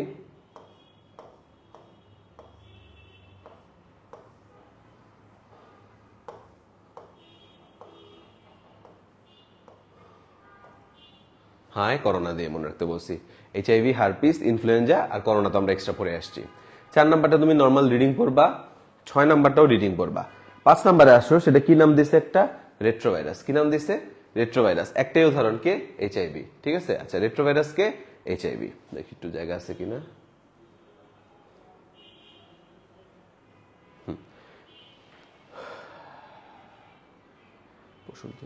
আবরণ এখানে রেট্রোভাইরাস, আমি তোমাকে একটু পড়াই রেট্রোভাইরাসটাকে, যেখানে লিখছি। আচ্ছা, রেট্রোভাইরাসের জন্য একটু মনে রাখবা, রেট্রো মানে হচ্ছে পূর্বের অবস্থা। রেট্রো মানে কি? পূর্বের অবস্থা। আর মনে করো এটা একটা সজীব কোষ। প্রত্যেক সজীব কোষের অভ্যন্তরেই কি থাকে? ডিএনএ থাকে। এরা রেপ্লিকেশনের মাধ্যমে কি তৈরি করে? ডিএনএ তৈরি করে। এরা ট্রান্সক্রিপশনের মাধ্যমে তৈরি করে হচ্ছে আরএনএ, মোর প্রিসাইসলি এমআরএনএ। এরাই পরবর্তীতে ট্রান্সলেশনের মাধ্যমে তৈরি করে হচ্ছে প্রোটিন। এটাকে আমরা বলি সেন্ট্রাল ডগমা অফ লাইফ। তুমি যতদিন বেঁচে থাকবা, যতগুলো সজীব কোষ আছে, প্রত্যেকটা কোষের অভ্যন্তরে এই কাহিনীগুলো হবে। এখন মনে করো এই মানুষটা এইচআইভি দ্বারা সংক্রমিত হইলো, তাহলে কি হবে? আমরা বলছিলাম এইচআইভি তে একটা এনজাইম পাওয়া যায় যার নাম কি? Reverse transcription. না, রিভার্স ট্রান্সক্রিপশন করে। এনজাইমের নাম ছিল রিভার্স ট্রান্সক্রিপ্টেজ। কি নাম ছিল? Reverse transcriptase. তার মানে সে করবে কি? ট্রান্সক্রিপশন দশাটাকে রিভার্স করে দিবে। তার মানে এই মানুষের দেহে যখন এইচআইভির সংক্রমণ ঘটবে, ঠিক আছে, এই মানুষের দেহে যখন এইচআইভির সংক্রমণ ঘটবে, তখন তার দেহে কি তৈরি হবে না? উত্তর দাও তো।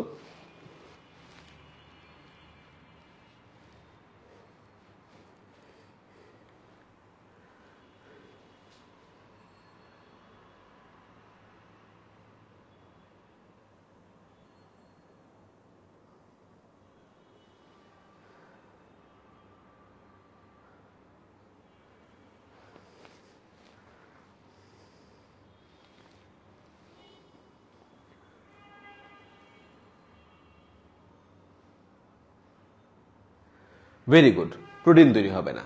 মনে করো দেখো, একদম আমরা শুরুতে বলছিলাম প্রোটিন আমাদের কিসের জন্য দরকার? ইমিউনিটি সিস্টেমের জন্য দরকার। তাহলে যার দেহে কোনো প্রোটিন নাই, তার দেহে কোনো ইমিউনিটি আছে? নাই। এই কারণেই এইচআইভির ফলে সৃষ্ট অসুখকে আমরা কি নামে ডাকি? এইডস নামে ডাকি। এইডস পূর্ণরূপ কি? Acquired immuno deficiency syndrome. তার মানে সে অ্যাকোয়ার করছে ডিউ টু দ্য ভাইরাস কি? ইমিউনো ডেফিসিয়েন্সি, মানে প্রতিরক্ষা ঘাটতি। এখন ওই ঘাটতি হওয়ার কারণে তার দেহে যে সিনড্রোমগুলো দেখা যাচ্ছে সেটাই হচ্ছে এইডস। তাহলে মনে রাখবা, এইচআইভির ফলে সৃষ্ট অসুখকে কেন এইডস বলে? কারণ দেহে কি তৈরি হতে পারে না? প্রোটিন তৈরি হতে পারে না। পরে বলতে পারে তাহলে প্রোটিন কেন তৈরি করতে পারে না? কারণ এইচআইভির দেহে একটা এনজাইম পাওয়া যায় যার নাম রিভার্স ট্রান্সক্রিপ্টেজ। সে কি করে? ট্রান্সক্রিপশন দশাকে রিভার্স করে দেয়, যার কারণে আরএনএ গুলা বারবার কিসে ফেরত চলে যায়? ডিএনএ তে ফেরত চলে যায়, যার কারণে কি তৈরি হওয়ার সুযোগ থাকে না? প্রোটিন তৈরি হওয়ার সুযোগ থাকে না। ওকে, তাহলে এই হচ্ছে এইচআইভির ফলে সৃষ্ট অসুখকে কেন এইডস বলে, আর এইচআইভির ফলে কেন প্রোটিন তৈরি হয় না সেটাও কিন্তু আমরা জেনে ফেললাম।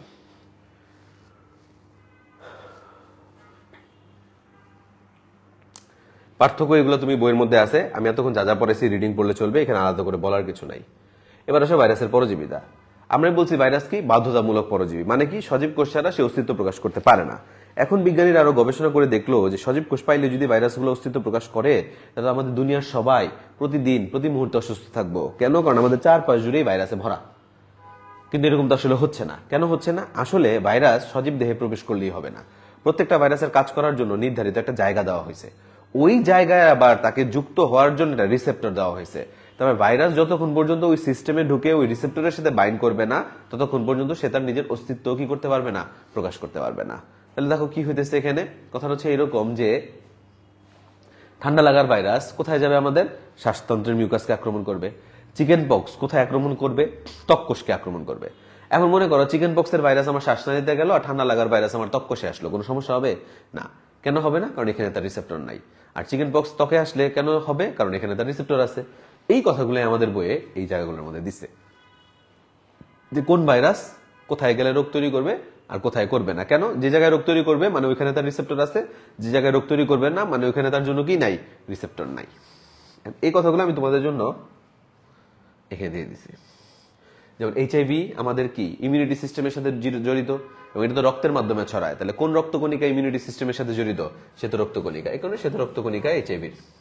ঠান্ডা লাগারটা শ্বাসতন্ত্রের মিউকাস, চিকেন পক্স ত্বক কোষ, পোলিও হচ্ছে অনেকগুলা জায়গায় রিসেপ্টর আছে। দেখো ঊর্ধ্বতন শ্বাসনালীর মধ্যে আছে, অন্ত্রের আবরণের মধ্যে আছে, কখনো স্নায়ু কোষের মধ্যে আছে। হেপাটাইটিস এটা আমাদের কোন জায়গার সাথে জড়িত? যকৃতের সাথে জড়িত। হেপাটাইটিস আমাদের কোথার সাথে জড়িত? যকৃতের সাথে জড়িত।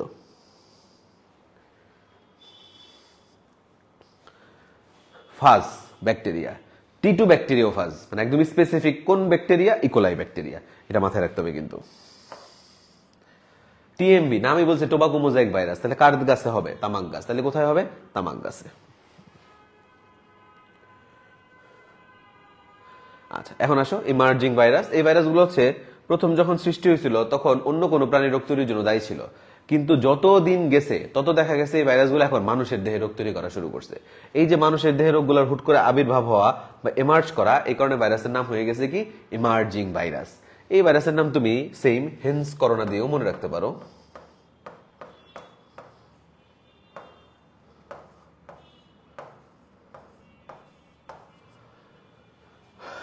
দেখো এইচ দিয়ে এইচআইভি, ই দিয়ে ইবোলা, এন দিয়ে নাইল, এস দিয়ে সার্স, আর করোনা তো করোনাই। এগুলো সব হচ্ছে ইমার্জিং ভাইরাস।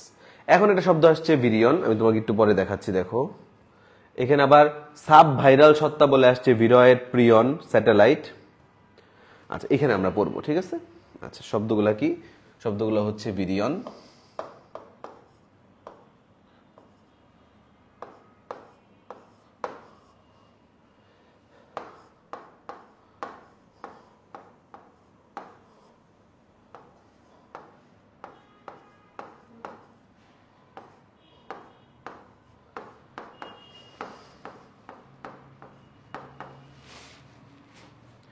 আচ্ছা তুমি মনে রাখবা ভিরিয়ন হচ্ছে একটা আদর্শ ভাইরাস।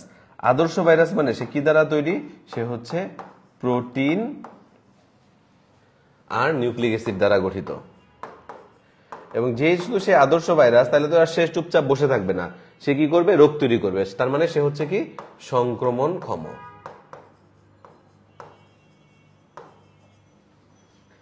এখন আসলে যেটা সেটা হচ্ছে প্রোটিন নিউক্লিক অ্যাসিডের সমন্বয়ে গঠিত, কিন্তু মনে করো যার কোনো সংক্রমণ ক্ষমতা নাই, এদেরকে আমরা বলি নিউক্লিয় ক্যাপসিড। এটাকে হেডিং আকারে দেয় নাই, কিন্তু এই জিনিসটা ভিরিয়ন পয়েন্টের মধ্যে লেখা আছে এবং এটাও কিন্তু পরীক্ষায় আসছে। তাহলে মনে রাখবা প্রোটিন নিউক্লিক অ্যাসিডের সমন্বয়ে গঠিত এবং সংক্রমণ ক্ষমতাহীন, একে আমরা বলি নিউক্লিয় ক্যাপসিড। আর প্রোটিন নিউক্লিক অ্যাসিডের সমন্বয়ে গঠিত কিন্তু সংক্রমণ ক্ষম, সেটাকে আমরা কি বলি? ভিরিয়ন। আচ্ছা এবার আসো বাকি যে তিনটা, এই তিনটার যে হেডিংটা সাব ভাইরাল সত্তা, আমি সবসময় এটাকে লিখি সাব ভাইরাস। মানে কি? সে হচ্ছে উপভাইরাস, পরিপূর্ণ ভাইরাস না। তার মানে তার কিছু ঘাটতি আছে, কিছু মিসিং আছে, সেই জিনিসগুলো আমাকে শিখতে হবে। আমরা প্রিয়নটা দিয়ে পড়া শুরু করব, তাহলে তাড়াতাড়ি পড়া মনে থাকবে। আমরা প্রিয়নের জন্য মনে রাখবো হচ্ছে প্র। প্রিয়নের জন্য আমরা কি মনে রাখবো? প্র। মানে প্র দিয়ে প্রিয়ন।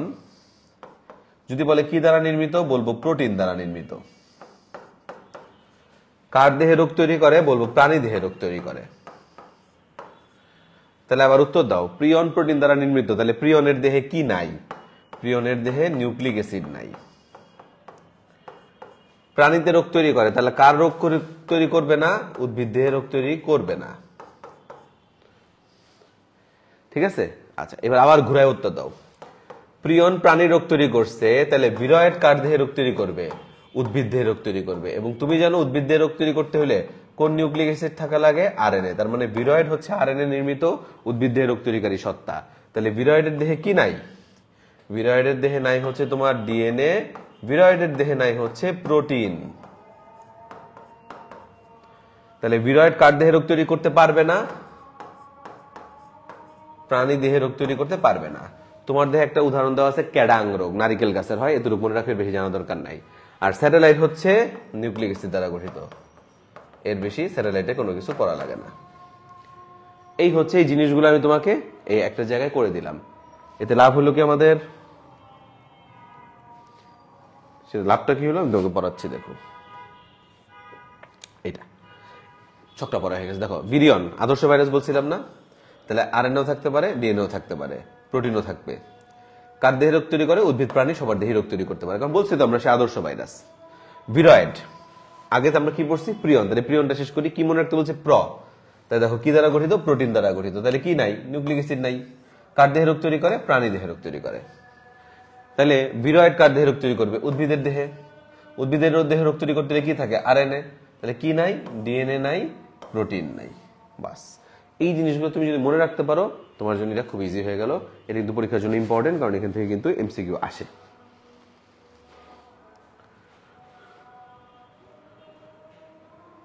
তাহলে এখন এটা উত্তর দাও, সংক্রমণ ক্ষমতাহীন ভাইরাস কণাকে কি বলে?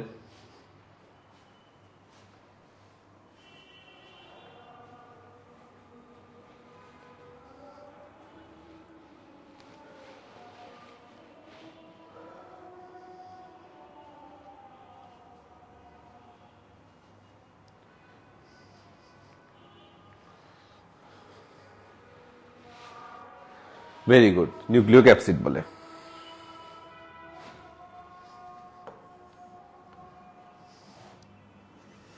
এখন টিএমবি আর টি2 ফার্স্ট থেকে বেসিক্যালি পড়তে হয় হচ্ছে সংখ্যা। কি পড়তে হয়? সংখ্যা। এখন এই ক্লাস তো তোমাদের এই গ্রুপের মধ্যে থাকবে, বা তোমরা যারা রেজিস্ট্রেশন করছো তোমাদেরকে হয়তো অন্য কোনো একটা আইডি পাসওয়ার্ড দেওয়া হবে আমাদের সার্ভারে লগ ইন করার জন্য। সার্ভারে এই ক্লাসগুলো থাকবে, এবং ক্লাসগুলো থাকা মানে এই ম্যাটেরিয়ালগুলো প্রোভাইড করা। ওইখানে তুমি স্লাইডগুলো পাবা, এটা নিয়ে তোমাদের টেনশন করার কোনো কিছু নেই। এখানে আমি যেটা করছি টিএমবি সব সংখ্যা এক করে দিছি।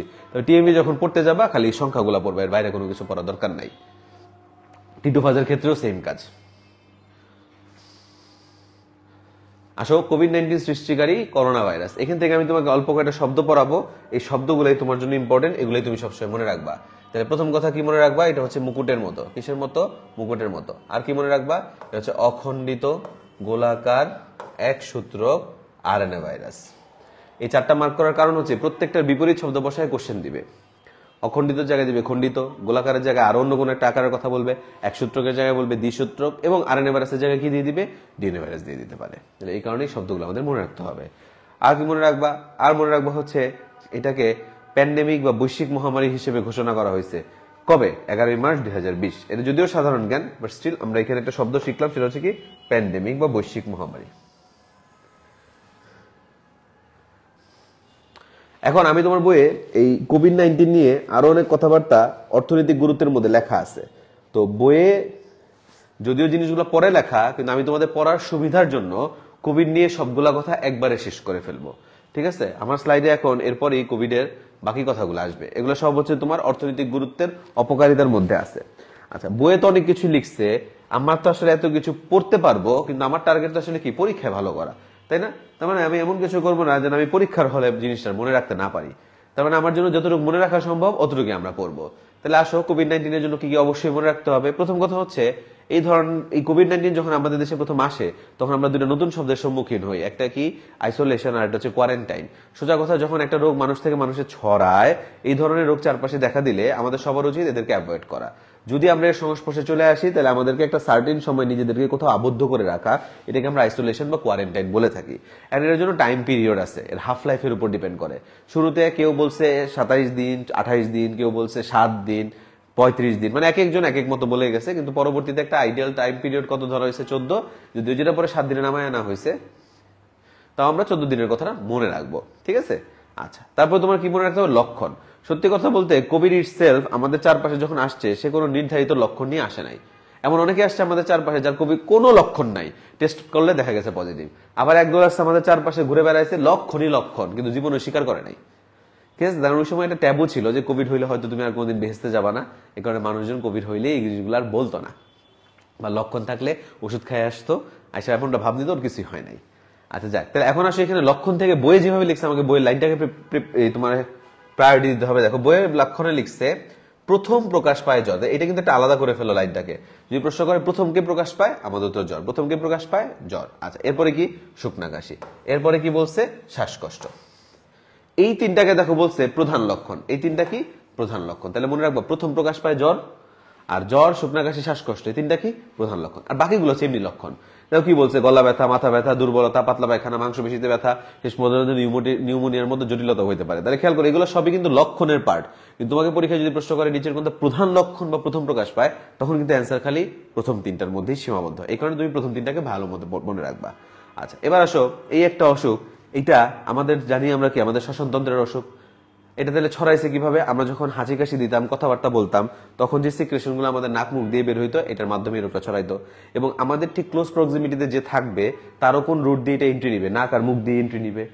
এই কারণে ওই সময় বলা হইতো সবাইকে কি পরার জন্য? মাস্ক পরার জন্য। ঠিক আছে?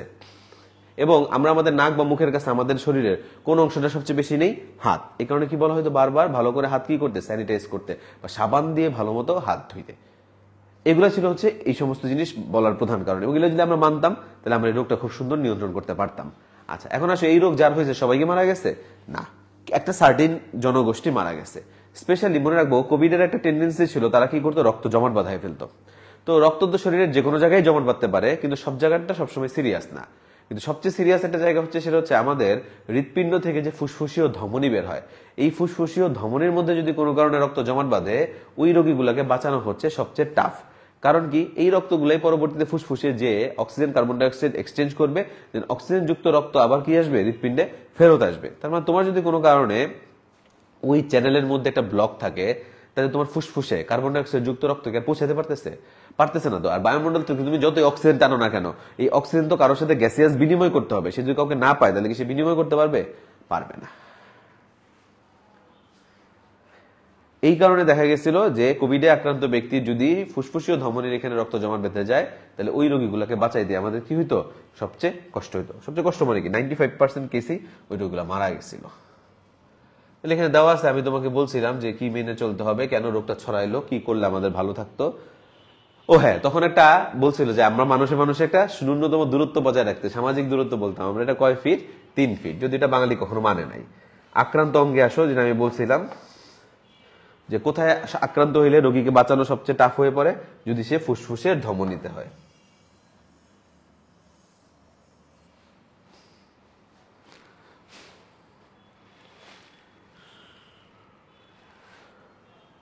চিকিৎসা।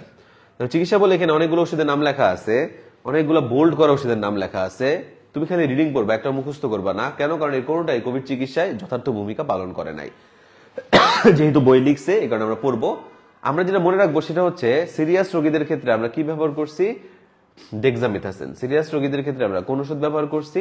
ডেক্সামিথাসিন। এইটা হচ্ছে আমাদের ন্যাশনাল গাইডলাইনের ওষুধ, মানে আমাদের যে জাতীয় গাইডলাইন, সেই গাইডলাইনেও এই চিকিৎসার কথা বলা আছে। সিরিয়াস রোগীদের জন্য আমরা কোন ওষুধ ব্যবহার করছি? ডেক্সামিথাসিন। এটা মনে রাখো। সংক্রমণ পরীক্ষা, এর চেয়ে বাকুয়াস আর কোনো পরীক্ষা নাই, কিন্তু এটা ছাড়া বিকল্পও কোনো পরীক্ষা নাই। পরীক্ষার নাম কি? আরটিপিসিআর, মানে রিভার্স ট্রান্সক্রিপ্টেজ পিসিআর। তারপরে আবারও দেখো, WHO কবে একে প্যান্ডেমিক বা বৈশ্বিক মহামারী হিসেবে ঘোষণা করছে। এটা ইম্পর্টেন্ট, বাকিগুলো ইম্পর্টেন্ট না। যে কবে প্রথম এই রোগী ধরা পড়ছে, কোথায় প্রথম এই রোগী ধরা পড়ছে, বাংলাদেশে প্রথম কবে রোগী ধরা পড়ছে, এবং বাংলাদেশে প্রথম কবে রোগী মারা গেছে, এই সবগুলাই জেনারেল নলেজ হিসেবে তুমি চাইলে মাথায় লোড নিতে পারো। আমার মনে হয় না দরকার পড়বে, বাট স্টিল তোমার যদি মনে হয়, তুমি জেনারেল নলেজ হিসেবে পড়তে পারো। বাট উদ্ভিদ বিজ্ঞান হিসেবে এই নিচে যে তথ্যগুলো লিখছে, অমুক তারিখে কি পরিমাণ রোগী পাওয়া গেছে, হ্যান ত্যান, এই ব্লা ব্লা ব্লা কোনো কিছু পড়ারই কোনো দরকার নাই।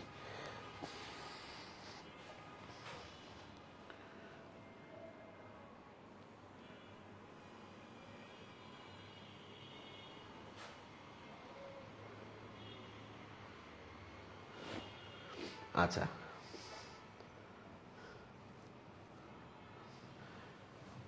এখন দেখো যা যা আমি পড়াইছি, এগুলার সামারি হচ্ছে একটা স্লাইড। আমি তোমাকে এই শব্দগুলো শব্দ পড়াইছি। এবার কি কি ভ্যাকসিন অ্যাভেলেবেল আছে? ঠিক আছে, WHO কর্তৃক অ্যাভেলেবেল হচ্ছে অক্সফোর্ডের টিকাটার নাম হচ্ছে অ্যাস্ট্রাজেনেকা, চীনেরটার নাম হচ্ছে সিনোভ্যাক, আমেরিকার তিনটা নাম আসছে, একটা হচ্ছে ফাইজার, একটা মডার্না, আর একটা হচ্ছে জনসন এন্ড জনসন। মনে রাখবা, এদের সবারই মিনিমাম টিকা হচ্ছে 2টা। জনসন এন্ড জনসনই একমাত্র যার কিন্তু সিঙ্গেল ডোজ, মানে কি মডার্নারও মিনিমাম 2টা, ফাইজারেরও 2টা, অ্যাস্ট্রাজেনেকা মানে এই 2টা তোমাকে নিতেই হবে। এর বাইরে তুমি 3, 4 যা খুশি নাও, সমস্যা নেই, কিন্তু 2টা তোমাকে নিতে হবে। কিন্তু জনসন এন্ড জনসন একটা নিলেই চলবে। আচ্ছা, রাশিয়ার যেটা এসেছে স্পুতনিক, বাংলাদেশের একটা তৈরি করতেছিল বঙ্গভ্যাক্স, কিন্তু এটা এখন আর থাকবে কি থাকবে না আমরা জানি না, বুঝোই তো তোমরা, নামের কারণে অনেক কিছু চেঞ্জ হয়ে যাবে। আচ্ছা, এখন আবার আমরা ফেরত চলে আসি যে তোমার ভাইরাসের গঠনগুলো পড়তেছিলাম আমরা। টিটু ফাজ, এরপরে ছিল হচ্ছে কোভিড-19, তারপর পরে এই কথাটা লেখা ছিল যে এন্ডেমিক নামে, প্যান্ডেমিক নামে যেটা শব্দ আমরা পড়লাম, প্যান্ডেমিক মানে বৈশ্বিক মহামারী। তাহলে এখানে আরো শব্দ আসছে এন্ডেমিক, আর এটা কি এপিডেমিক। মানে সোজা কথা, একটা অসুখ, মনে করো সাপোজ একটা অসুখ একটা দেশের একটা নির্দিষ্ট অঞ্চলের মধ্যে যদি পাওয়া যায়, মনে করো অসুখটা পুরা দেশে নাই, ওই দেশের একটা নির্দিষ্ট অঞ্চলের মধ্যে সীমাবদ্ধ, তাহলে এদেরকে আমরা বলি হচ্ছে এন্ডেমিক। দেখো, একটা সংকীর্ণ অঞ্চলের মধ্যে যদি সীমাবদ্ধ থাকে। এপিডেমিক মানে এই অসুখটাই যদি আশপাশের আরো কিছু দেশের মধ্যে বিস্তার লাভ করে, তার মানে কি মোটামুটি একটা বিস্তীর্ণ অঞ্চল জুড়ে যদি একটা রোগ ছড়ায় পড়ে, এটাকে আমরা বলি হচ্ছে এপিডেমিক। তাহলে বেশ বিস্তীর্ণ অঞ্চল জুড়ে বিস্তৃত। আর যখন একটা অসুখ এই দুনিয়ায় যতগুলো দেশ আছে এর 70% মতো জনগণকে আক্রান্ত করে ফেলে, সেটাকে আমরা কি বলি, প্যান্ডেমিক বা বৈশ্বিক মহামারী। তাহলে কি অধিকাংশ দেশেই যে অসুখটা পাওয়া যায়। এখন যেমন তাহলে উদাহরণে আসো, এন্ডেমিক উদাহরণ কি, সৌদি আরবের একটা নির্দিষ্ট অঞ্চলে কিছু উটের মধ্যে রোগটা দেখা যায়, এটা হচ্ছে মার্স, তাহলে এটা এন্ডেমিক। পশ্চিম আফ্রিকার সবগুলা দেশে ইবোলা আক্রমণ দেখা যায়, তাহলে ইবোলাটা কি, পশ্চিম আফ্রিকার দেশে যে ইবোলা, এটা কোন ধরনের ভাইরাস, এপিডেমিক। আর করোনা ভাইরাস বা কোভিড-19 তো সারা বিশ্বে পাওয়া গেছিল, এই কারণে সেটা কি, প্যান্ডেমিক।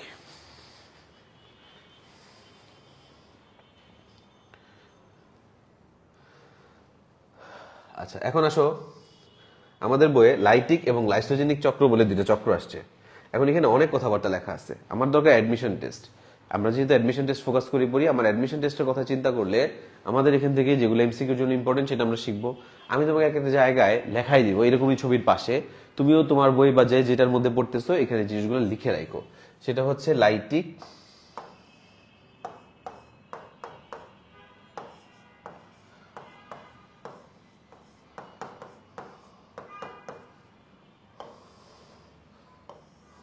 দেখো, লাইটিক শব্দটা আসছে লাইসিস থেকে। লাইটিক শব্দটা কোথেকে আসছে, লাইসিস। লাইসিস মানে হচ্ছে বিদীর্ণ হওয়া বা ভাঙন হওয়া। তাহলে নামই বলে দিচ্ছে লাইটিক চক্র, তার মানে এখন আমরা তো পড়তেছি কি ভাইরাসের লাইটিক চক্র বা ভাইরাসের লাইসোজেনিক চক্র। ভাইরাস তো চক্রগুলো একা করবে না, ভাইরাস কি অন্য কোনো পোষকের অভ্যন্তরে করবে। এই চক্রগুলো হচ্ছে সব টিটু ফাজ, মানে ফাজ ভাইরাসের। শব্দগুলো কার, ফাজ ভাইরাসের। তো ফাজ ভাইরাস মানে এটা কার দেহে হয়, ব্যাকটেরিয়া। ফাজ ভাইরাস মানে কার দেহে হয়, ব্যাকটেরিয়ার দেহে কাজগুলো হবে। তাহলে এই যে ব্যাকটেরিয়ার দেহে কাজ হইতেছে, তোমাকে পরীক্ষায় প্রশ্ন করতে পারে ব্যাকটেরিয়ার পরিণতি কি। লাইসিস মানে যেহেতু ভাঙন, তাহলে আসলে লাইটিক চক্রের শেষে কে ভাঙবে, ব্যাকটেরিয়া, মানে ব্যাকটেরিয়া ধ্বংসপ্রাপ্ত হবে। তাহলে লাইসোজেনিক চক্রের শেষে নামেই দেখো আমি লাইসোজেন, জেন শব্দটা বড় করে লিখছি না, মানে জেনেসিস, এখানে নতুন কিছু তৈরি হয়। তার মানে এই চক্রের শেষে আর যাই হোক ব্যাকটেরিয়া কি হবে না, ধ্বংস হবে না। কি হবে না, ধ্বংস হবে না।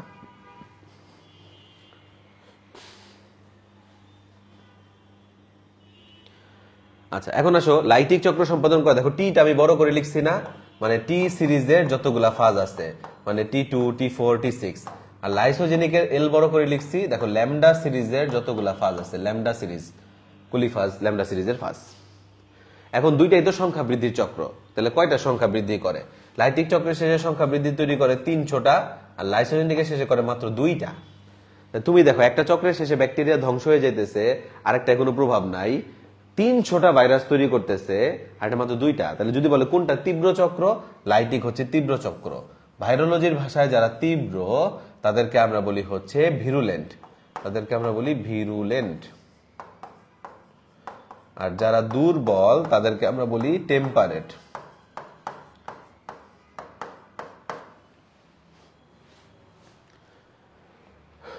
Virulent, temperate, virulent, temperate. আচ্ছা, এখন আসো কোনটার মধ্যে কোন এনজাইমের ভূমিকা আছে। দেখো লাইটিক চক্র টি সিরিজ মানে কি, টিটু ফাজ, আমি বলছিলাম না টিটু ফাজের দেহে একটা এনজাইম পাওয়া যায় যার নাম কি, লাইসোজাইম। তাহলে লাইসোজাইমের ভূমিকা আছে। আর লাইসোজেনিক মানে জেন মানে কি, জেনেসিস না, এখানে নতুন জিনিস তৈরি হবে এবং এখানে দেখো ব্যাকটেরিয়া ধ্বংস হইতেছে না। তবে সোজা কথা হচ্ছে এখানে ভাইরাসের জিনোম আর ব্যাকটেরিয়াল জিনোম মিলিত হয়ে যাবে, যেমনটা রিকম্বিনেন্ট ডিএনএ তে আমরা পড়তাম যে ব্যাকটেরিয়ার একটা খণ্ডকে রেস্ট্রিকশন এনজাইম দিয়ে কাটা হইতো আর আরেকটা ডিএনএ খণ্ডকে ডিএনএ লাইগেজ নামক এনজাইম দিয়ে জোড়া দেওয়া হইতো। এখানেও সেম কাজগুলো হবে, খালি এনজাইমগুলোর নাম ভিন্ন হবে। তার মানে কি, যে এনজাইমটা কাটে তার নাম নিউক্লিয়েজ,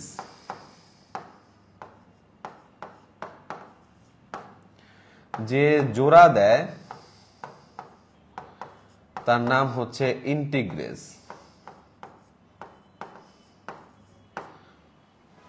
ঠিক আছে, এই জোড়া দেওয়ার ফলে যে নতুন জিনিসটা তৈরি হয় তার নাম হচ্ছে প্রোফাজ।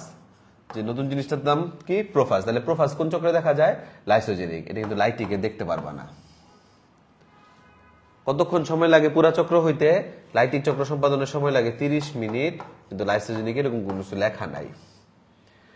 এবং লাইটিক চক্রে এই যে খেয়াল করে দেখো, এই যে ভাইরাসের জিনোমটা ব্যাকটেরিয়ার দেহে প্রবেশ করে এই যে নতুন ভাইরাস তৈরি হয়ে যে বাইর হয়ে আসলো, এই যে মাঝখানের সময়কালটা, যেই সময়কালের মধ্যে ব্যাকটেরিয়া কোনোদিন জানতেই পারে না তার দেহে ভাইরাসের কোনো একটা কিছু ঢুকছে, এই সময়কালটাকে বলা হয় ইক্লিপস কাল। এটাকে কি বলা হয়, ইক্লিপস কাল। তাহলে তোমাকে প্রশ্ন করতে পারে ইক্লিপস কাল দেখা যাবে কোন চক্রে, তুমি বলবা লাইটিক চক্রে, কিন্তু কোথায় দেখা যাবে না, লাইসোজেনিক চক্রে দেখা যাবে না। তাহলে এই হচ্ছে লাইটিক এবং লাইসোজেনিকের কথা। এর সবগুলা পয়েন্ট তোমাকে মনে রাখতে হবে, তুমি এখানে কোনোটা পয়েন্ট বাদ দিতে পারবা না।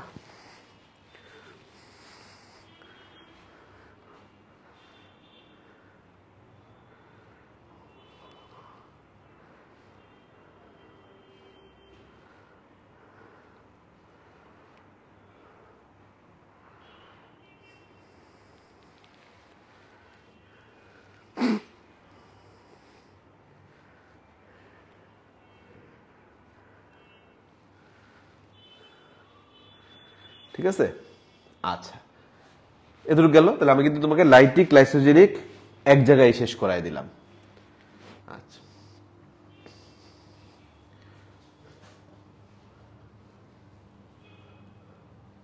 এই যে পার্থক্যের মধ্যে যা যা লেখা আছে আমি তোমাকে এইটাই মেইনলি পড়াইছি, তো আর টেনশন করার কোনো কিছু নাই।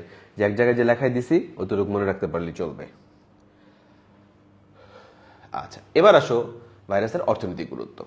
আচ্ছা, এই জায়গাগুলো কি, এগুলো হচ্ছে এমসিকিউর জন্য সবচেয়ে ইম্পর্টেন্ট। তোমাকে অপকারিতা থেকে প্রশ্ন করবে ভাইরাস মানুষের দেহে কোন কোন রোগ তৈরির জন্য দায়ী। খুবই খুবই খুবই গুরুত্বপূর্ণ, এটা হচ্ছে 1 নম্বর পয়েন্টে আছে। আমি তোমাকে একটু পরে দেখাই দিচ্ছি, তুমি এটা কিভাবে মনে রাখবা। তারপর বলতে পারে ভাইরাস উদ্ভিদ দেহে কি পরিমাণ রোগ তৈরির জন্য দায়ী, দেখো 300 রকমের রোগ তৈরির জন্য দায়ী। তারপরে এই যে 5 নম্বরে এইচআইভি এবং এইডস রিলেটেড কথা পড়াইছিলাম না তোমাকে, রেট্রোভাইরাস বলা হয়, রিভার্স ট্রান্সক্রিপ্টেজ এনজাইম কি তৈরি করে না, প্রোটিন তৈরি করে না। ঠিক আছে, এই কথাগুলো এটার মধ্যে লেখা আছে, যার কারণে এইচআইভির ফলে সৃষ্ট অসুখকে কি বলা হয়, এইডস বলা হয়। এই জিনিসটা এখানে লেখা আছে। এই যে ভাইরাস দ্বারা সৃষ্ট রোগের নাম মনে রাখার ছন্দ। ঠিক আছে, যে হাই হাই এই ফুলের বসন্তে ভাইকে ডেঙ্গু আটকে পেল, এগুলো তোমরা সবই হচ্ছে এই ক্লাস লাইটটা যদি তোমরা কালেক্ট করো এর মধ্যে পেয়ে যাবে। তাহলে বলো নিচের কোনটা ভাইরাস দিয়ে হয়, এটার জন্য তো ছন্দ লাগে না, এটা কিন্তু নাম দেখলেই পারা উচিত।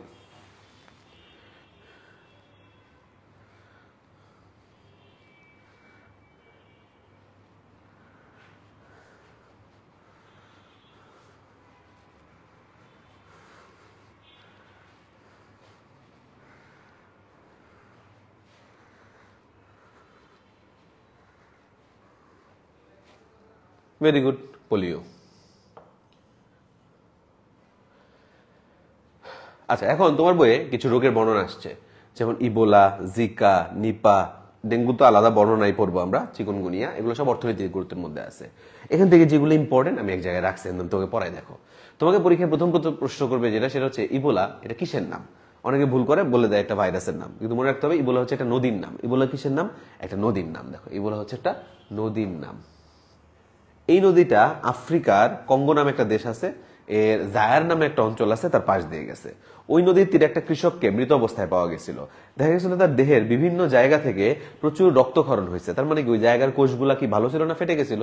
ফেটে গেছিল। তাহলে যদি প্রশ্ন করে ইবোলার প্রভাবে আক্রান্ত দেহকোষ কি হবে, আমরা বলবো হচ্ছে ফেটে যায়। দেখো দেহকোষ ফেটে গেছিল দেখেই তো প্রচুর কি হয়েছে, রক্তক্ষরণ হয়েছে। এই যে নদীর নামের ধারে পাওয়া গেছিল, এই কারণে নদীর নামের সাথে মিলায় জীবাণুটাকে কি নাম দেওয়া হয়েছে, ইবোলা। তোমার যেটা মনে রাখতে হবে, এটা মানুষের দেহে একবার সংক্রমণের কতদিনের পরে লক্ষণ প্রকাশ করে? 2 থেকে 21 দিনের মধ্যে। এটা হচ্ছে ইবোলা নিয়ে গেল। এবার আসি জিকা, নিপা, ডেঙ্গু, চিকাগোসা। নিপা ভাইরাস এটা আগে পড়াই। তুমি মনে রাখবা নিপা ভাইরাস হচ্ছে অ্যাজ লাইক কোভিড-19।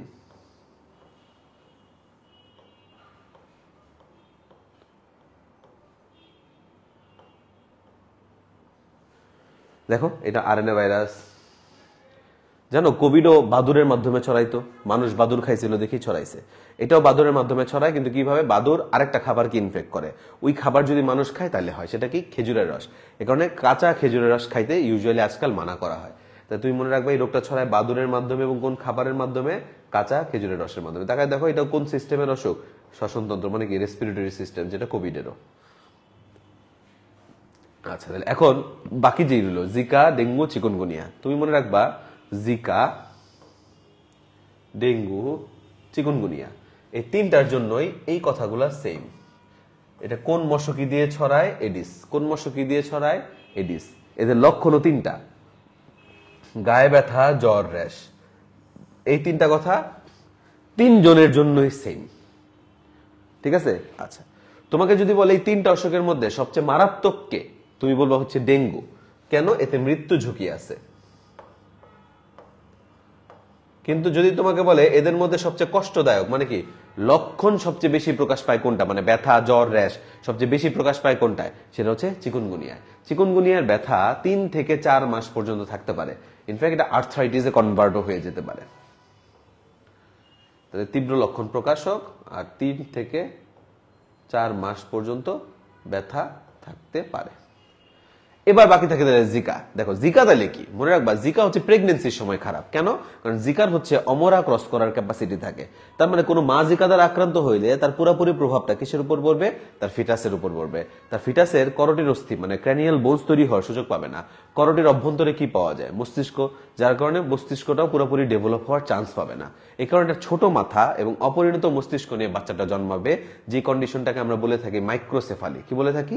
মাইক্রোসেফালি। পরীক্ষায় প্রশ্ন করবে মাইক্রোসেফালির জন্য দায়ী ভাইরাস কোনটি? Zika virus. মাইক্রোসেফালির জন্য দায়ী ভাইরাস কোনটি? Zika virus. এই হচ্ছে মোটামুটি এই রোগগুলা নিয়ে তোমাকে অবশ্যই জানতে হবে এমন শব্দ। এই এগুলো তোমার বইয়ের মধ্যে লেখা আছে, যা আমি তোমাকে এতক্ষণ পড়াইছি। আচ্ছা ফ্লুর ব্যাপারটায় আসো। সোয়াইন ফ্লু, বার্ড ফ্লু এক কথায় পড়া শেষ করতে হবে। সোয়াইন ফ্লু বললে তুমি খালি মনে রাখবা H1N1, আর বার্ড ফ্লু বললে তুমি মনে রাখবা হচ্ছে H5N1। তোমার বই কিন্তু সোয়াইন ফ্লুর মধ্যেও H5N1 লিখছে, কিন্তু না, তুমি সবসময় মনে রাখবা যে H1N1 মানে হচ্ছে সোয়াইন ফ্লু, আর H5N1 মানে কি? Bird flu.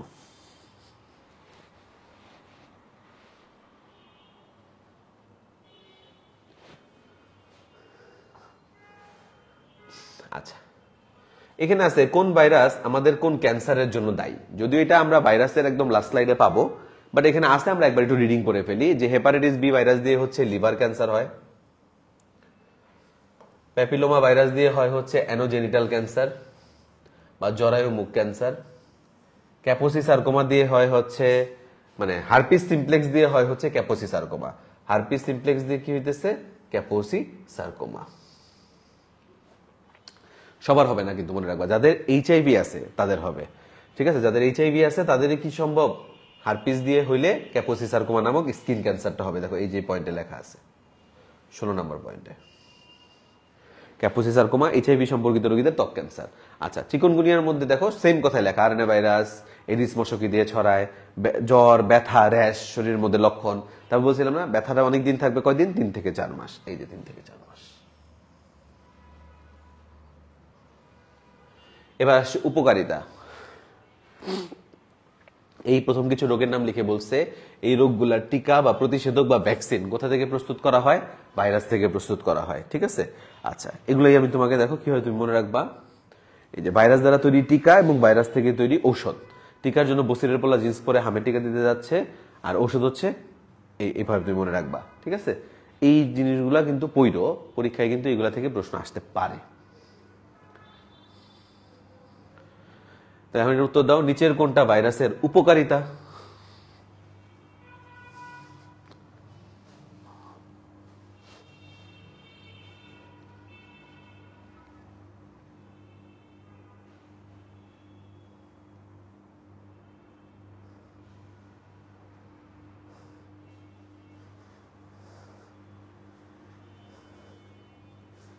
এটা কিন্তু যে প্রশ্নটা তুলছে এই প্রশ্নটা ভুল তোলা হয়েছে, ঠিক আছে? এটা হবে হচ্ছে নিচের কোনটা ভাইরাসের অপকারিতা।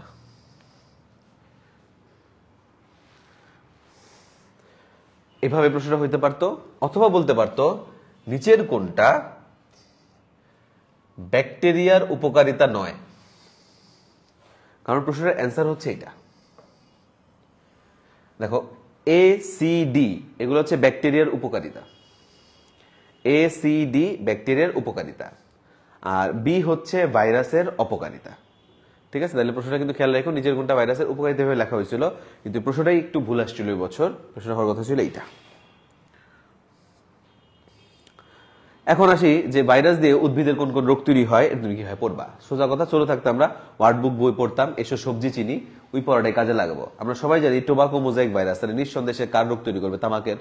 বিন মোজাইক ভাইরাস কার? শিমের। পটেটো মোজাইক ভাইরাস কার? আলুর। তুমি বলতে পারো যে বাঞ্চি ভাইরাস বানানা থেকে আসছে, তাহলে কলা।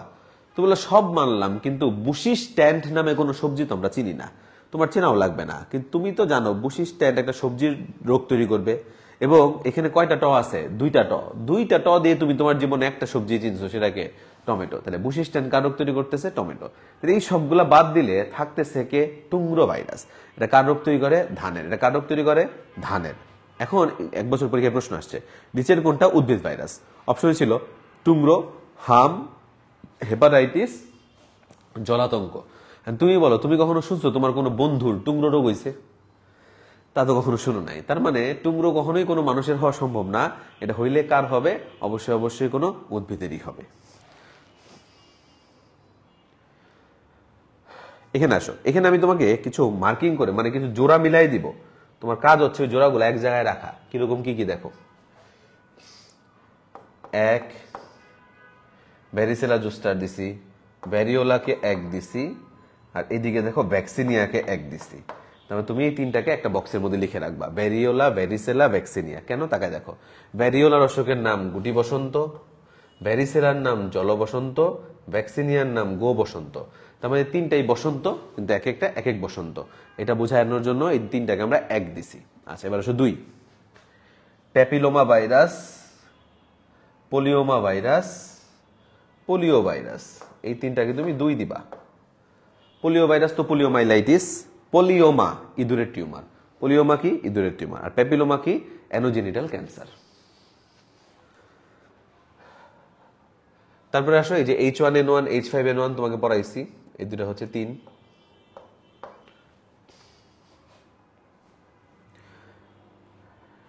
আচ্ছা, বাকি ম্যাক্সিমাম নামের সাথে রোগের মিল আছে। তোমাকে আরেকটা জিনিস পড়াই দিই, সেটা হচ্ছে একটু মনে রাখতে হবে, হচ্ছে FDC। এটা মনে রাখো, ঠিক আছে? FDC, এফ মানে হচ্ছে ফ্ল্যাবি ভাইরাস, মানে ভাইরাসের নাম হচ্ছে ফ্ল্যাবি। ভাইরাসের নাম কি?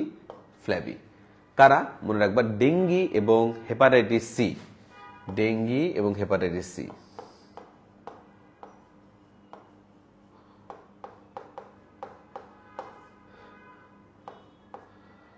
এরা হচ্ছে ফ্ল্যাবি ভাইরাস। আর কি মনে রাখবা? আর মনে রাখবা হচ্ছে র্যাবের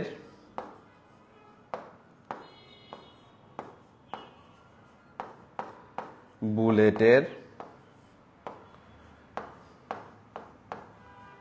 আতঙ্ক। মানে কি দেখো, এক জায়গায় শেষ। র্যাবিস দেখতে বুলেটের মতো, কোন রোগের জন্য দায়ী? জল আতঙ্কের জন্য দায়ী, ঠিক আছে? আচ্ছা, আর কি মনে রাখবা? আর মনে রাখবো হচ্ছে রুবির হাম। আর কি মনে রাখবো আমরা? রুবির হাম।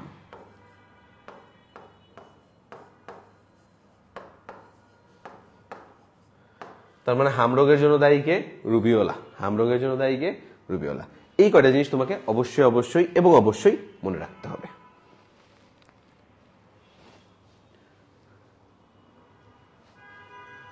আচ্ছা, গেল আমাদের এতটুকুর কাজ শেষ। তাহলে এটা একটু উত্তর দাও, কোনটি উদ্ভিদ দেহে রোগ সৃষ্টিকারী ভাইরাস?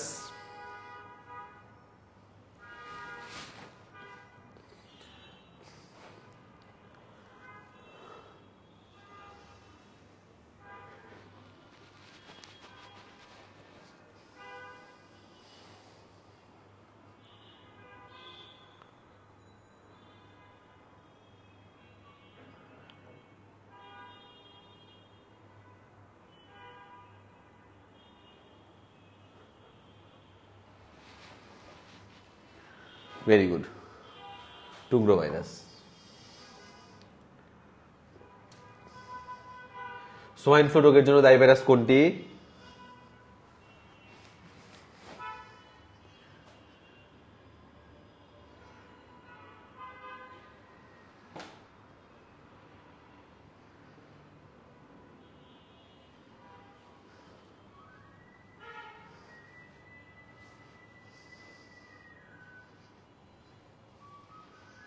Very good, H1N1। এই আমি তোমাকে যা লেখাই দিয়েছিলাম এগুলো এখানে আসছে। এবার আসে আমরা একটু হেপাটাইটিস নিয়ে পড়াশোনা করে দাঁড়াও। এই যে ফাঁকা স্লাইডের মধ্যে আমি একটু তোমাকে পড়াবো। আচ্ছা, তুমি মনে রাখবা যে কোনো রোগে, আমি এখানে হেপাটাইটিসের ডেঙ্গু দুইটা এক পেজে পড়াই দেওয়ার চেষ্টা করবো, ঠিক আছে? আচ্ছা, তুমি মনে রাখবা যে কোনো রোগের নামের শেষে ITIS থাকাই মানে হচ্ছে এর প্রদাহ হয়েছে বা ক্ষত হয়েছে বা ইনফ্লামেশন হয়েছে। তাহলে আমরা বলতেছি হেপাটাইটিস, তাহলে কোথায় অসুখ হয়েছে? যকৃতে। তুমি মনে রাখবা এই দুনিয়ার যে কোনো অসুখ সে তোমার লিভার বা যকৃতকে ইনভলভ করে, তাহলে তোমার কি দেখা দিবে? জন্ডিস দেখা দিবে। তাহলে কি হবে? লক্ষণ মনে রাখতে সুবিধা হবে, কারণ জন্ডিস বললে আমাদের জীবন কোন রঙের মধ্যে এসে আটকায় যায়? হলুদ। হলুদ মানে দেহে কোন বর্ণকণিকার পরিমাণ বেড়ে যায়? বিলিরুবিন। তাহলে যদি বলে একটা পরীক্ষার মাধ্যমে হেপাটাইটিস রোগ নির্ণয় করব, তাহলে কোনটা সেটা পরীক্ষা? বিলিরুবিন। এই যে হলুদ থেকে আসে, বাসা বাড়িতে বাপ মারা জন্ডিস সাসপেক্ট করলে সবার আগে কই দেখে? চোখ। এরকম দেখে না চোখ হলুদ হচ্ছে কিনা? কিন্তু মনে রাখবা আইডিয়ালি জন্ডিস চোখের নিচে না দেখে চোখের উপরে দেখা ওয়াইজ। কেন? কারণ জন্ডিস দেখতে হয় চোখের সাদা অংশে, যেটা উপরের পোর্শনে বেশি পাওয়া যায়। আচ্ছা, তারপরে বলে হাত হলুদ হয়ে যায়। আমরা বাঙালিরা যে পরিমাণ মশলা জাতীয় খাবার খাই, লাইফ বয়ের অ্যাড দেয় না, পুরো 1 মিনিট যাবো ধুতেই থাকো, আর মনে হয় না তো আমাদের হাত কোনোদিন কমপ্লিট সাদা হবে। ওই চিন্তা করলে আমরা জন্মগত সবাই জন্ডিস রোগী। তারপরে বলে যে ক্ষুধামন্দা কাজ করে, আর বাসায় পছন্দের তরকারি না থাকলে ক্ষুধামন্দা কাজ করে। তার মানে তো এই না যে পছন্দের তরকারি নাই আর আমার হেপাটাইটিস হয়ে গেছে। এই কিছু কারণে এখন আর আমরা আসলে রোগের লক্ষণের চেয়ে বেশি প্রায়োরিটি দিই হচ্ছে কি? টেস্টের উপরে। টেস্ট দেখে হচ্ছে আমরা ডিটারমাইন করি যে তার কি আদৌ হেপাটাইটিস আছে কি নাই। ঠিক আছে? আচ্ছা, এখন আমাদের বইয়ে হেপাটাইটিসের জন্য 5টা ভাইরাসের কথা বলা হয়েছে। ঠিক আছে? Hepatitis A, B, C, D এবং E। তুমি মনে রাখবে এদের মধ্যে খাতির আছে A আর E। কিরকম? এরা দুইজনই হচ্ছে কম ক্ষতিকর এবং এরা দুইজনই আমাদের দেহে প্রবেশ করে ওরালি, মানে আমাদের খাওয়া দাওয়ার মাধ্যমে। ঠিক আছে? জাস্ট খাওয়া দাওয়ার মাধ্যমে, এই কথাটা মনে রাখবা। বি, সি, ডি এরা তুলনামূলক বেশি ক্ষতিকর এবং এরা আমাদের দেহে প্রবেশ করে রক্ত বা রক্তবাহিত কোনো অসুখের মাধ্যমে। এখন এই 5টার মধ্যে একমাত্র হেপাটাইটিস বি ভাইরাসটাই হচ্ছে ডিএনএ ভাইরাস, আর বাকি সবাই আরএনএ ভাইরাস।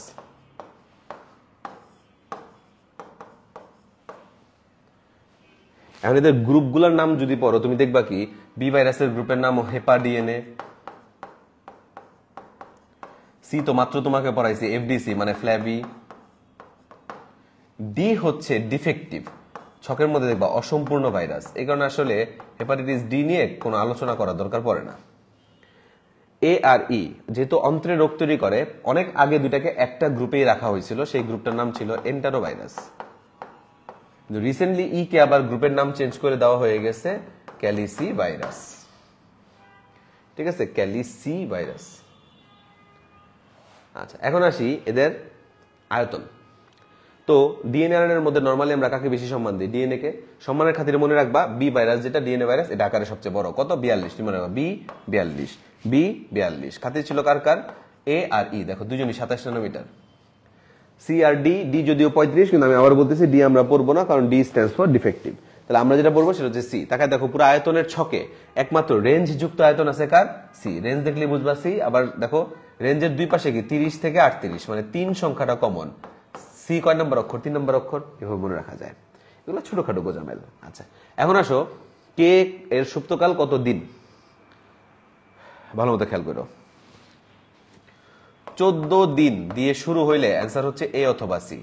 14 দিন দিয়ে শুরু হইলে অ্যান্সার কি? এ অথবা সি।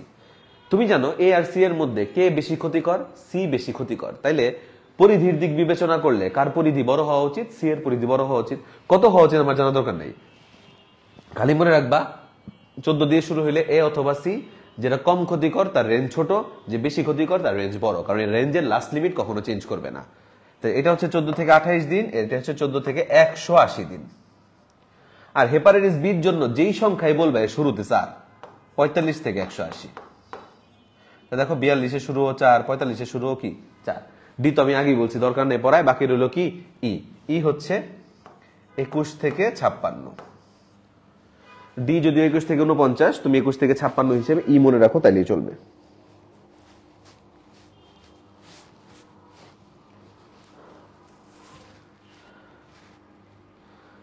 আচ্ছা, তাহলে এই গেল হচ্ছে আমাদের মোটামুটি হেপাটাইটিসের ছকের ইম্পর্টেন্ট কথাবার্তা শেষ। এবার আমি তোমাকে ছকের বাইরের কিছু তথ্য এখানে পড়াই দিই। সেটা হচ্ছে তোমাকে বলতে পারে এদের মধ্যে কে বা কারা লিভার ক্যান্সার এবং লিভার সিরোসিসের জন্য দায়ী। যদি তোমার কাছে দুইটা একসাথে বলে, তুমি উত্তর দুইটা একসাথে দিবা, বি এবং সি। ঠিক আছে? আর যদি তোমাকে আলাদা আলাদা কোশ্চেন করে যে লিভার ক্যান্সারের জন্য কে দায়ী, তখন বলবো হেপাটাইটিস বি ভাইরাস। আর যদি বলে লিভার সিরোসিসের জন্য কে দায়ী, তখন বলবো হেপাটাইটিস সি ভাইরাস। ওকে, তোমাকে প্রশ্ন করতে পারে এদের মধ্যে ভ্যাকসিন আছে কার? তুমি মনে রাখবা হচ্ছে বি। এরও আছে, বাট বিটা ইম্পর্টেন্ট, তুমি বি মনে রাখলেই হবে।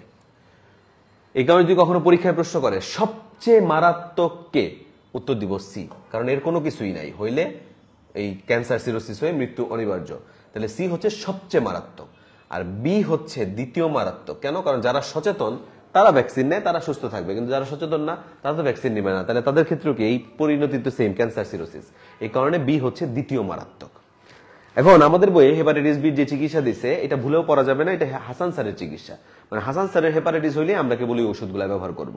আমরা অ্যাকচুয়ালি কোনগুলো ব্যবহার করব আমি তোমাকে একটু পরে দেখাই দিব। আচ্ছা, এখান থেকে আমার কি মনে রাখতে হবে? ভ্যাকসিন শিডিউলটা। যদিও নাম পেন্টাভ্যালেন্ট, যদিও নাম কি বললাম পেন্টাভ্যালেন্ট, কিন্তু ভ্যাকসিন ডোজ 4টা। নাম পেন্টাভ্যালেন্ট, কিন্তু ভ্যাকসিন ডোজ কয়টা? 4টা। কি কি তুমি মনে রাখবা? যেটা ফার্স্ট ডোজ দিবা এটা হচ্ছে আমরা 0 ডে কাউন্ট করি, এটা হচ্ছে ফার্স্ট ডোজ। সেকেন্ড ডোজটা হচ্ছে এর 1 মাস পর, এরও 1 মাস পর। তাহলে প্রথমটার কয় মাস পর? 2 মাস পর হচ্ছে থার্ড ডোজ। তৃতীয়টার 10 মাস পর, তার মানে প্রথমটার কি 1 বছর পর যেটা নিবা, এটা হচ্ছে চতুর্থ ডোজ। এইটা হচ্ছে আমাদের ভ্যাকসিনের আদর্শ শিডিউল। বুস্টার ডোজ যেটা 5 বছর পর, এটা সবার লাগবে না। যারা ভবিষ্যতে হেপাটাইটিস নিয়ে কাজ করবে কেবল এবং কেবলমাত্র তাদের জন্যই ওইটা লাগবে। এই হচ্ছে আমাদের হেপাটাইটিসের প্রিলিমিনারি কথাবার্তা আমি তোমাকে শেষ করে দিলাম। আমি বইয়ের মধ্যে যাবো, কিন্তু আমি যেগুলো ইম্পর্টেন্ট তোমাকে পড়াই দিছি। ডেঙ্গু নিয়েও তোমাকে পড়াই ফেলি। ডেঙ্গুর মেইন কথাবার্তা তোমাকে পড়ানো হয়ে গেছে অলরেডি। ডেঙ্গুর জন্য দায়ী মশকের নাম এডিস। লক্ষণ কি পড়ছো? ব্যথা, জ্বর, র্যাশ।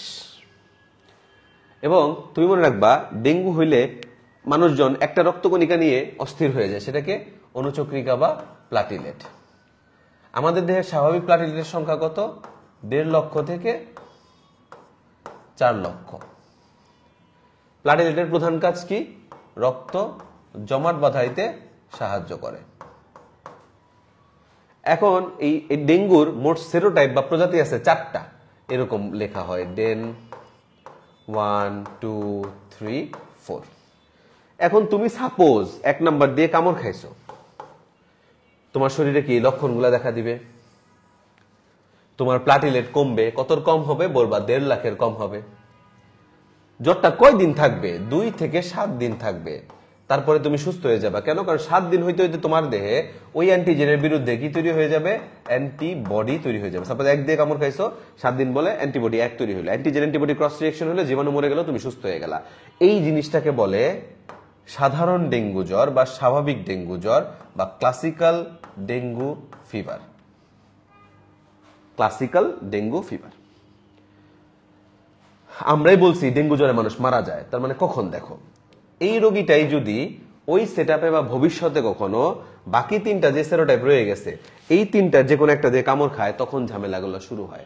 মনে করো এই ব্যক্তিটা এখন 3 নাম্বার দিয়ে কামড় খেলো, তাহলে আবারও তার কি ব্যথা, জ্বর, র্যাশ হওয়ার কথা, 2 থেকে 7 দিন জ্বর হওয়ার কথা, 7 দিন পরে অ্যান্টিবডি তৈরি হয়ে জীবাণু মরে যাওয়ার কথা। ঝামেলাটা হয় যখন অ্যান্টিবডি তৈরি হবে, মানে 2 থেকে 7 দিন পরে যখন অ্যান্টিবডি তৈরি হইতে যায়, তখন তোমার দেহে যখন অ্যান্টিবডি তৈরি হইতে নিবে, তখন এই আগে থেকে যে অ্যান্টিবডি তোমার দেহে ছিল ও ভাববে আমি তো আছি, আমি যে কাউরে মারতে পারবো। সে খুব ভাব নিয়ে যাবে 3রে মারতে, যে মার খেয়ে মরে যাবে। কারণ ও কি আদৌ 3-এর বিরুদ্ধে তৈরি হয়েছে? না। সুতরাং ও তো এখানে অকার্যকর। উল্টা 3-এর মেজাজ গরম হয়ে গেল, বেটা তোর কোনো ক্ষমতা নেই, তুই আমার শেষ মারতে দাঁড়া। এই যে মেজাজ গরম হয়ে গেল, তাহলে ও এখন তোমার দেহের কিসের উপর এই রাগটা মিটাবে? অনুচক্রিকার উপর। এখন দেখা যাবে এক ধাক্কাতে অনুচক্রিকা 50,000-এর নিচে নেমে গেছে। তখন কি হইতেছে? যে সামান্য আঘাতেই তোমার দেহে কি হইতেছে? রক্তক্ষরণ হইতেছে। এইটাকে বলা হয় হেমোরেজিক ডেঙ্গু জ্বর বা ডেঙ্গু হেমোরেজিক ফিভার। মানে এখন তোমার দেহে কি হচ্ছে? রক্তক্ষরণ হচ্ছে বা ব্লিডিং হচ্ছে। এখন এর ফলে তোমার কনসিকুয়েন্স কি দেখো। ব্লিডিং এর ফলে তোমার যেটা হইতে পারে সেটা হচ্ছে রক্তের আয়তন কমে যাবে, মানে ব্লাড ভলিউম। রক্তের আয়তন কমে যাওয়া মানে তোমার রক্তচাপও কমে যাওয়া। রক্তচাপ কমে গেলে তোমার বিভিন্ন শরীরের বিভিন্ন ইম্পর্টেন্ট অঙ্গে সমান পরিমাণ রক্ত না পৌঁছানোর কারণে তুমি কিসে যেতে পারো? তুমি শকে যেতে পারো। অপরদিকে ব্লিডিং এর কারণে তোমার ব্লাড সেল গুলাও কি আরো কমতেছে। অনুচক্রিকা কমতে কমতে একবার মনে করো 5,000-এর নিচে চলে আসে। তো দেখো, কই 1.5 লাখের উপরের জিনিস কই চলে আসছে? 5,000-এর নিচে। স্বাভাবিক সে অস্তিত্বহীনতায় ভোগে, সেভাবে তুমি হয়তো তার গুরুত্ব ভুলে গেছো। এই কারণে করবে কি, অনুচক্রিকারা শেষবারের মতো তার গুরুত্ব তোমাকে মনে করানোর চেষ্টা করবে। অনুচক্রিকার কাজ কি ছিল? রক্ত জমাট বাঁধানো। ও করবে কি, তোমার শরীরে যতটুকু রক্ত অবশিষ্ট আছে সব একবারে জমাট বাঁধায় ফেলবে। তাহলে কি তোমার হার্ট আর পাম্প করবে? হার্ট পাম্প না করলে ব্রেন ব্লাড পাবে। ব্রেন 3 থেকে 5 সেকেন্ড ব্লাড যদি না পায়, দেখো অলরেডি পেশেন্ট শকে আছে, এই শকটা অ্যাডভান্স করে পেশেন্টকে নিয়ে যাবে কোমাতে, এন্ড কোমা থেকে আলটিমেটলি পেশেন্টটা মারা যাবে। তার মানে কি, রক্তগুলো যখন জমাট বেঁধে যায় এটাকে বলা হয় কনসেন্ট্রেটেড হয়ে যাওয়া, মানে হেমো কনসেন্ট্রেশন। এই শক এবং হেমো কনসেন্ট্রেশন মিলে পেশেন্ট যাবে কোমা, এবং কোমা থেকে হচ্ছে ডেথ। এই স্টেজটার নাম হচ্ছে ডেঙ্গু শক সিনড্রোম। তোমার বইয়ে 3টে ভাবে লেখা আছে: স্বাভাবিক ডেঙ্গু জ্বর, হেমোরেজিক ডেঙ্গু জ্বর, ডেঙ্গু শক সিনড্রোম। কি ঘটে? হেমো কনসেন্ট্রেশন ঘটে। ঠিক আছে? আচ্ছা, এই রোগ নির্ণয় করি আমরা টেস্টের মাধ্যমে, তোমার পরে দেখাইতেছি। চিকিৎসা সিম্পল। ডেঙ্গুর চিকিৎসা হচ্ছে কি, প্রেসার বাড়াও। প্রেসার কমে গেছে, প্রেসার বাড়াইতে কি করো? স্যালাইন দিয়ে দাও। আর যদি ব্লিডিং বেশি হয় তাহলে রক্ত দিয়ে দাও। আর ব্যথা কমাইতে অন্য সব জায়গায় আমরা যেমন ব্যথা ওষুধ ব্যবহার করি, কিন্তু ডেঙ্গুতে কিন্তু প্যারাসিটামল ছাড়া অন্য কোনো ব্যথা ওষুধ ব্যবহার করা যাবে না, যেমন অ্যাসপিরিন। ঠিক আছে, মনে রাখতে হবে, ডেঙ্গু জ্বরে কোন ওষুধ ব্যবহার করা যাবে না? অ্যাসপিরিন। কোনটা ব্যবহার করা যাবে? প্যারাসিটামল। তাহলে এই হচ্ছে আমাদের ওভারঅল। তোমাকে আমি কি পড়াই দিছি? টোটাল হেপাটাইটিস এবং ডেঙ্গুর মেইন কথা পড়ানো শেষ। এই হচ্ছে দেখো ছকটা। অলরেডি কিন্তু আমি ছকটা তোমাকে পড়াইছি। এখানে হচ্ছে লক্ষণ, হেপাটাইটিস বি, সি, কোনটার আক্রমণ কি হয়, কিসের প্রভাবে হয়, এই সবগুলো লেখা আছে। লিভার প্রদাহকে হেপাটাইটিস বলে। আচ্ছা, রোগের লক্ষণও পড়াইছি। আচ্ছা, পরীক্ষার যে ভ্যাকসিন পড়াইছি। এই একটা প্রশ্ন আসছিল, কোন হেপাটাইটিস ভাইরাস দূষিত পানীয় খাদ্যের মাধ্যমে সংক্রমণ ঘটায়? আমি এত কিছু বুঝি না, আমি তোমাকে একটা জিনিস পড়াইছি। 5টা ভাইরাসের মধ্যে খাবারের মাধ্যমে ওরালি, মানে ওরালি প্রবেশ করে কে কে? এ আর ই। তাহলে এগুলোই তো খাওয়া দাওয়ার মাধ্যমে ছড়াইলো। রক্ত তো তুমি খাও না, যে তোমার বি সি ডি তোমার শরীরে খাওয়া দাওয়ার মাধ্যমে পৌঁছাবে। তাহলে খাওয়া দাওয়ার মাধ্যমে যদি কোনো একটা অসুখ তোমার দেহে ঢুকে হেপাটাইটিসের মধ্যে, সেটা অবশ্যই কে হবে? এ অথবা ই। এই যে প্রশ্ন করছে দূষিত পানি বা খাদ্যের মাধ্যমে সংক্রমণ ঘটায়, তাহলে নিঃসন্দেহে এটার অ্যান্সার কি হবে?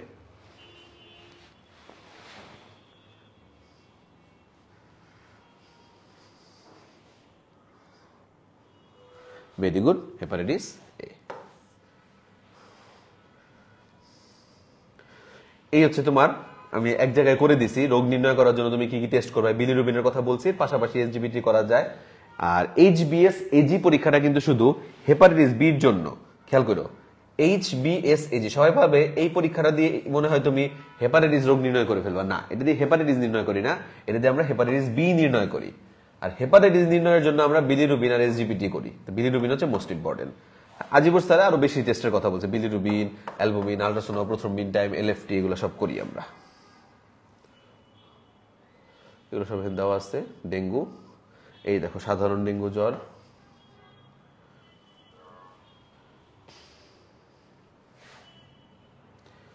হেমোরেজিক ডেঙ্গু জ্বর, ডেঙ্গু শক সিনড্রোম। কি ঘটে? হেমোকনসেন্ট্রেশন ঘটে।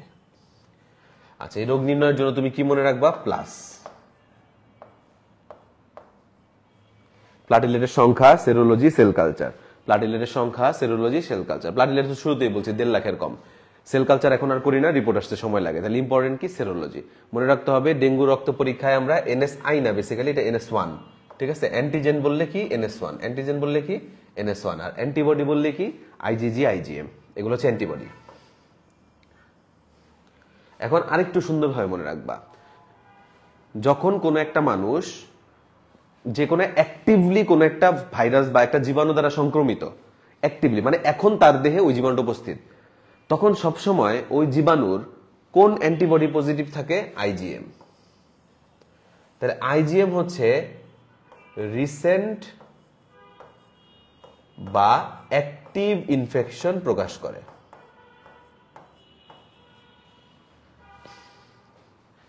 বলছেন রক্তে অ্যান্টিবডির পরিমাণ 4 গুণ পর্যন্ত বেড়ে যায়, কোন অ্যান্টিবডি? IgM antibody. তাহলে মনে রাখবা, যখন তোমার দেহে কারেন্টলি মানে এখন একটা জীবাণু আছে, তার মানে তোমার দেহে ওই জীবাণুর কোন অ্যান্টিবডি আছে? IgM আছে। আর IgG বেসিক্যালি হচ্ছে প্রিভিয়াস ইনফেকশন বা ওল্ড ইনফেকশন বা ক্যারিয়ার স্টেট বুঝাইতে গেলে হচ্ছে আমরা IgG অ্যান্টিবডিটা খুঁজে পাই। চিকিৎসার কথা আমি তোমাকে বলে দিচ্ছি, এই রোগের জন্য ব্যথা জ্বর কমানোর জন্য কি দিতে হবে? প্যারাসিটামল। কিন্তু কি ওষুধ দেওয়া যাবে না? অ্যাসপিরিন জাতীয় ওষুধ দেওয়া যাবে না। দরকার পড়লে ব্লাড দিবা বা প্লাটিলেট দিবা, কোনো সমস্যা নাই। এই হচ্ছে এই রোগের কথাবার্তা, শেষ। তাহলে ডেঙ্গু ভাইরাস বিষয়ে কোনটা সঠিক?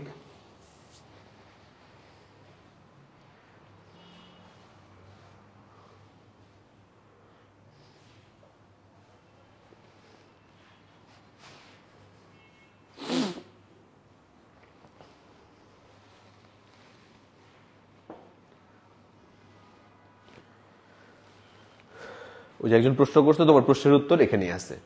এই প্রশ্নের উত্তর দিতে পারলেই ওই যে মাত্র কোশ্চেন করছো ওই কোশ্চেনের ব্যাখ্যা তুমি পেয়ে যাবা।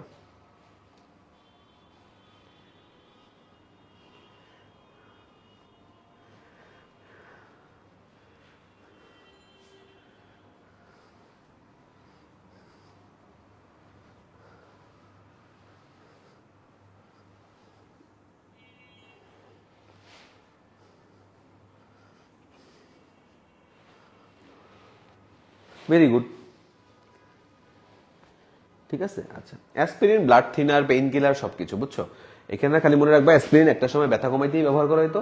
এখানে মেইন থিম হচ্ছে ডেঙ্গু জ্বরে ব্যথানাশক ব্যবহার করা যাবে না, একমাত্র কি ব্যবহার করা যাবে? প্যারাসিটামল। আর এই প্রশ্নের উত্তর হচ্ছে আক্রান্ত ব্যক্তির রক্তে IgM এর মাত্রা বেশি পাওয়া যাবে। আমি তো বলেই দিছি, একটা মানুষ এখন যদি কোনো একটা জীবাণু দিয়ে আক্রান্ত হয়, তাহলে অবশ্যই তার দেহে কোন অ্যান্টিবডি বেশি পাওয়া যাবে? IgM অ্যান্টিবডি বেশি পাওয়া যাবে।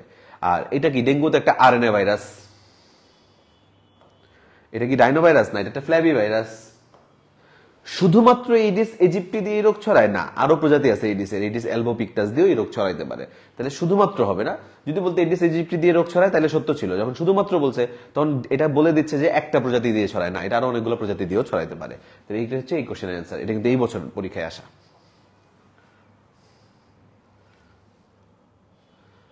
আচ্ছা আসো, পেপের রিং স্পট রোগ। এখানে অনেক কথাবার্তা লিখছে, যার সামারি তোমার জন্য আমি এক জায়গায় করে দিছি।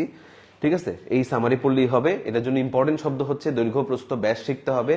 নাম পেপের রিং স্পট রোগ, কিন্তু সে পেঁপে ছাড়াও আরো একটা উদ্ভিদের রোগ তৈরি করে, এই শব্দটা মনে রাখতে হবে। এরা পেঁপে ছাড়াও আর কোন উদ্ভিদের রোগ তৈরি করে?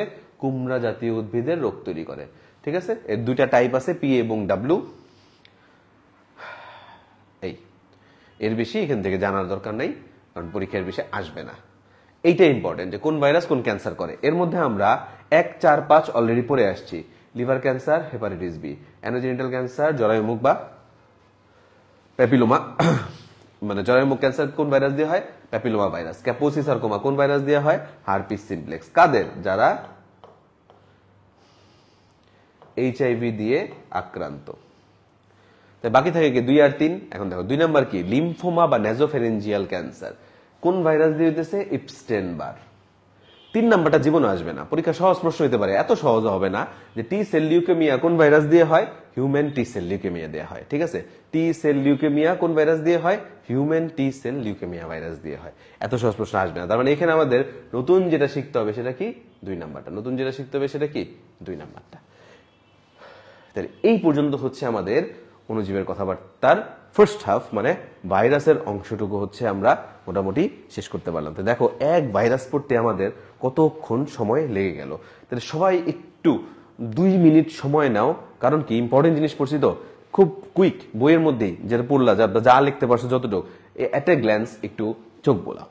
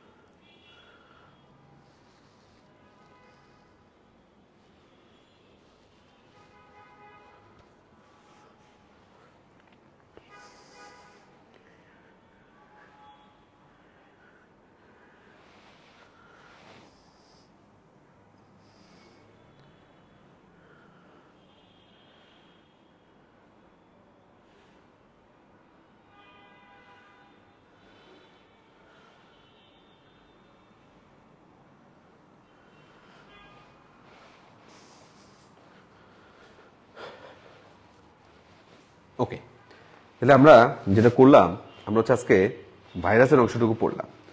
আমি একটা হিসাব করে দেখলাম যে মোটামুটি 6টায় ক্লাস শুরু করে আমরা অলমোস্ট নিয়ার অ্যাবাউট 2 ঘন্টা লাগে শুধু ভাইরাসই পড়ছি। স্টিল আমাদের এই ক্লাসের আরো 2টা অংশ বাকি, যেটা নিয়ার অ্যাবাউট আবার সেই ভাইরাসের মতো অ্যামাউন্টের অংশই বাকি। তো যেটা আমি চিন্তা করলাম যে একদিনে আসলে পুরাটা এইভাবে দিলে লোড হয়ে যাবে তোমাদের। তো যেটা আমরা করব সেটা হচ্ছে তোমাদের জন্য আমরা আবার একদিন হয়তো আমরা রেগুলার তোমাদের যে রুটিন দিছি এর বাইরে এই ক্লাসটা আমরা আবার নিব বলতে যতটুকু বাদ রাখছি অতটুকু পড়াবো। আর আমার কথা হচ্ছে ইম্পর্টেন্ট চ্যাপ্টার যতটুকু তোমাকে পড়াইছি তুমি অতটুকু ভালো মতো পড়ো, এবং এইটাই কোনো প্রকার ফাঁকি দিবা না।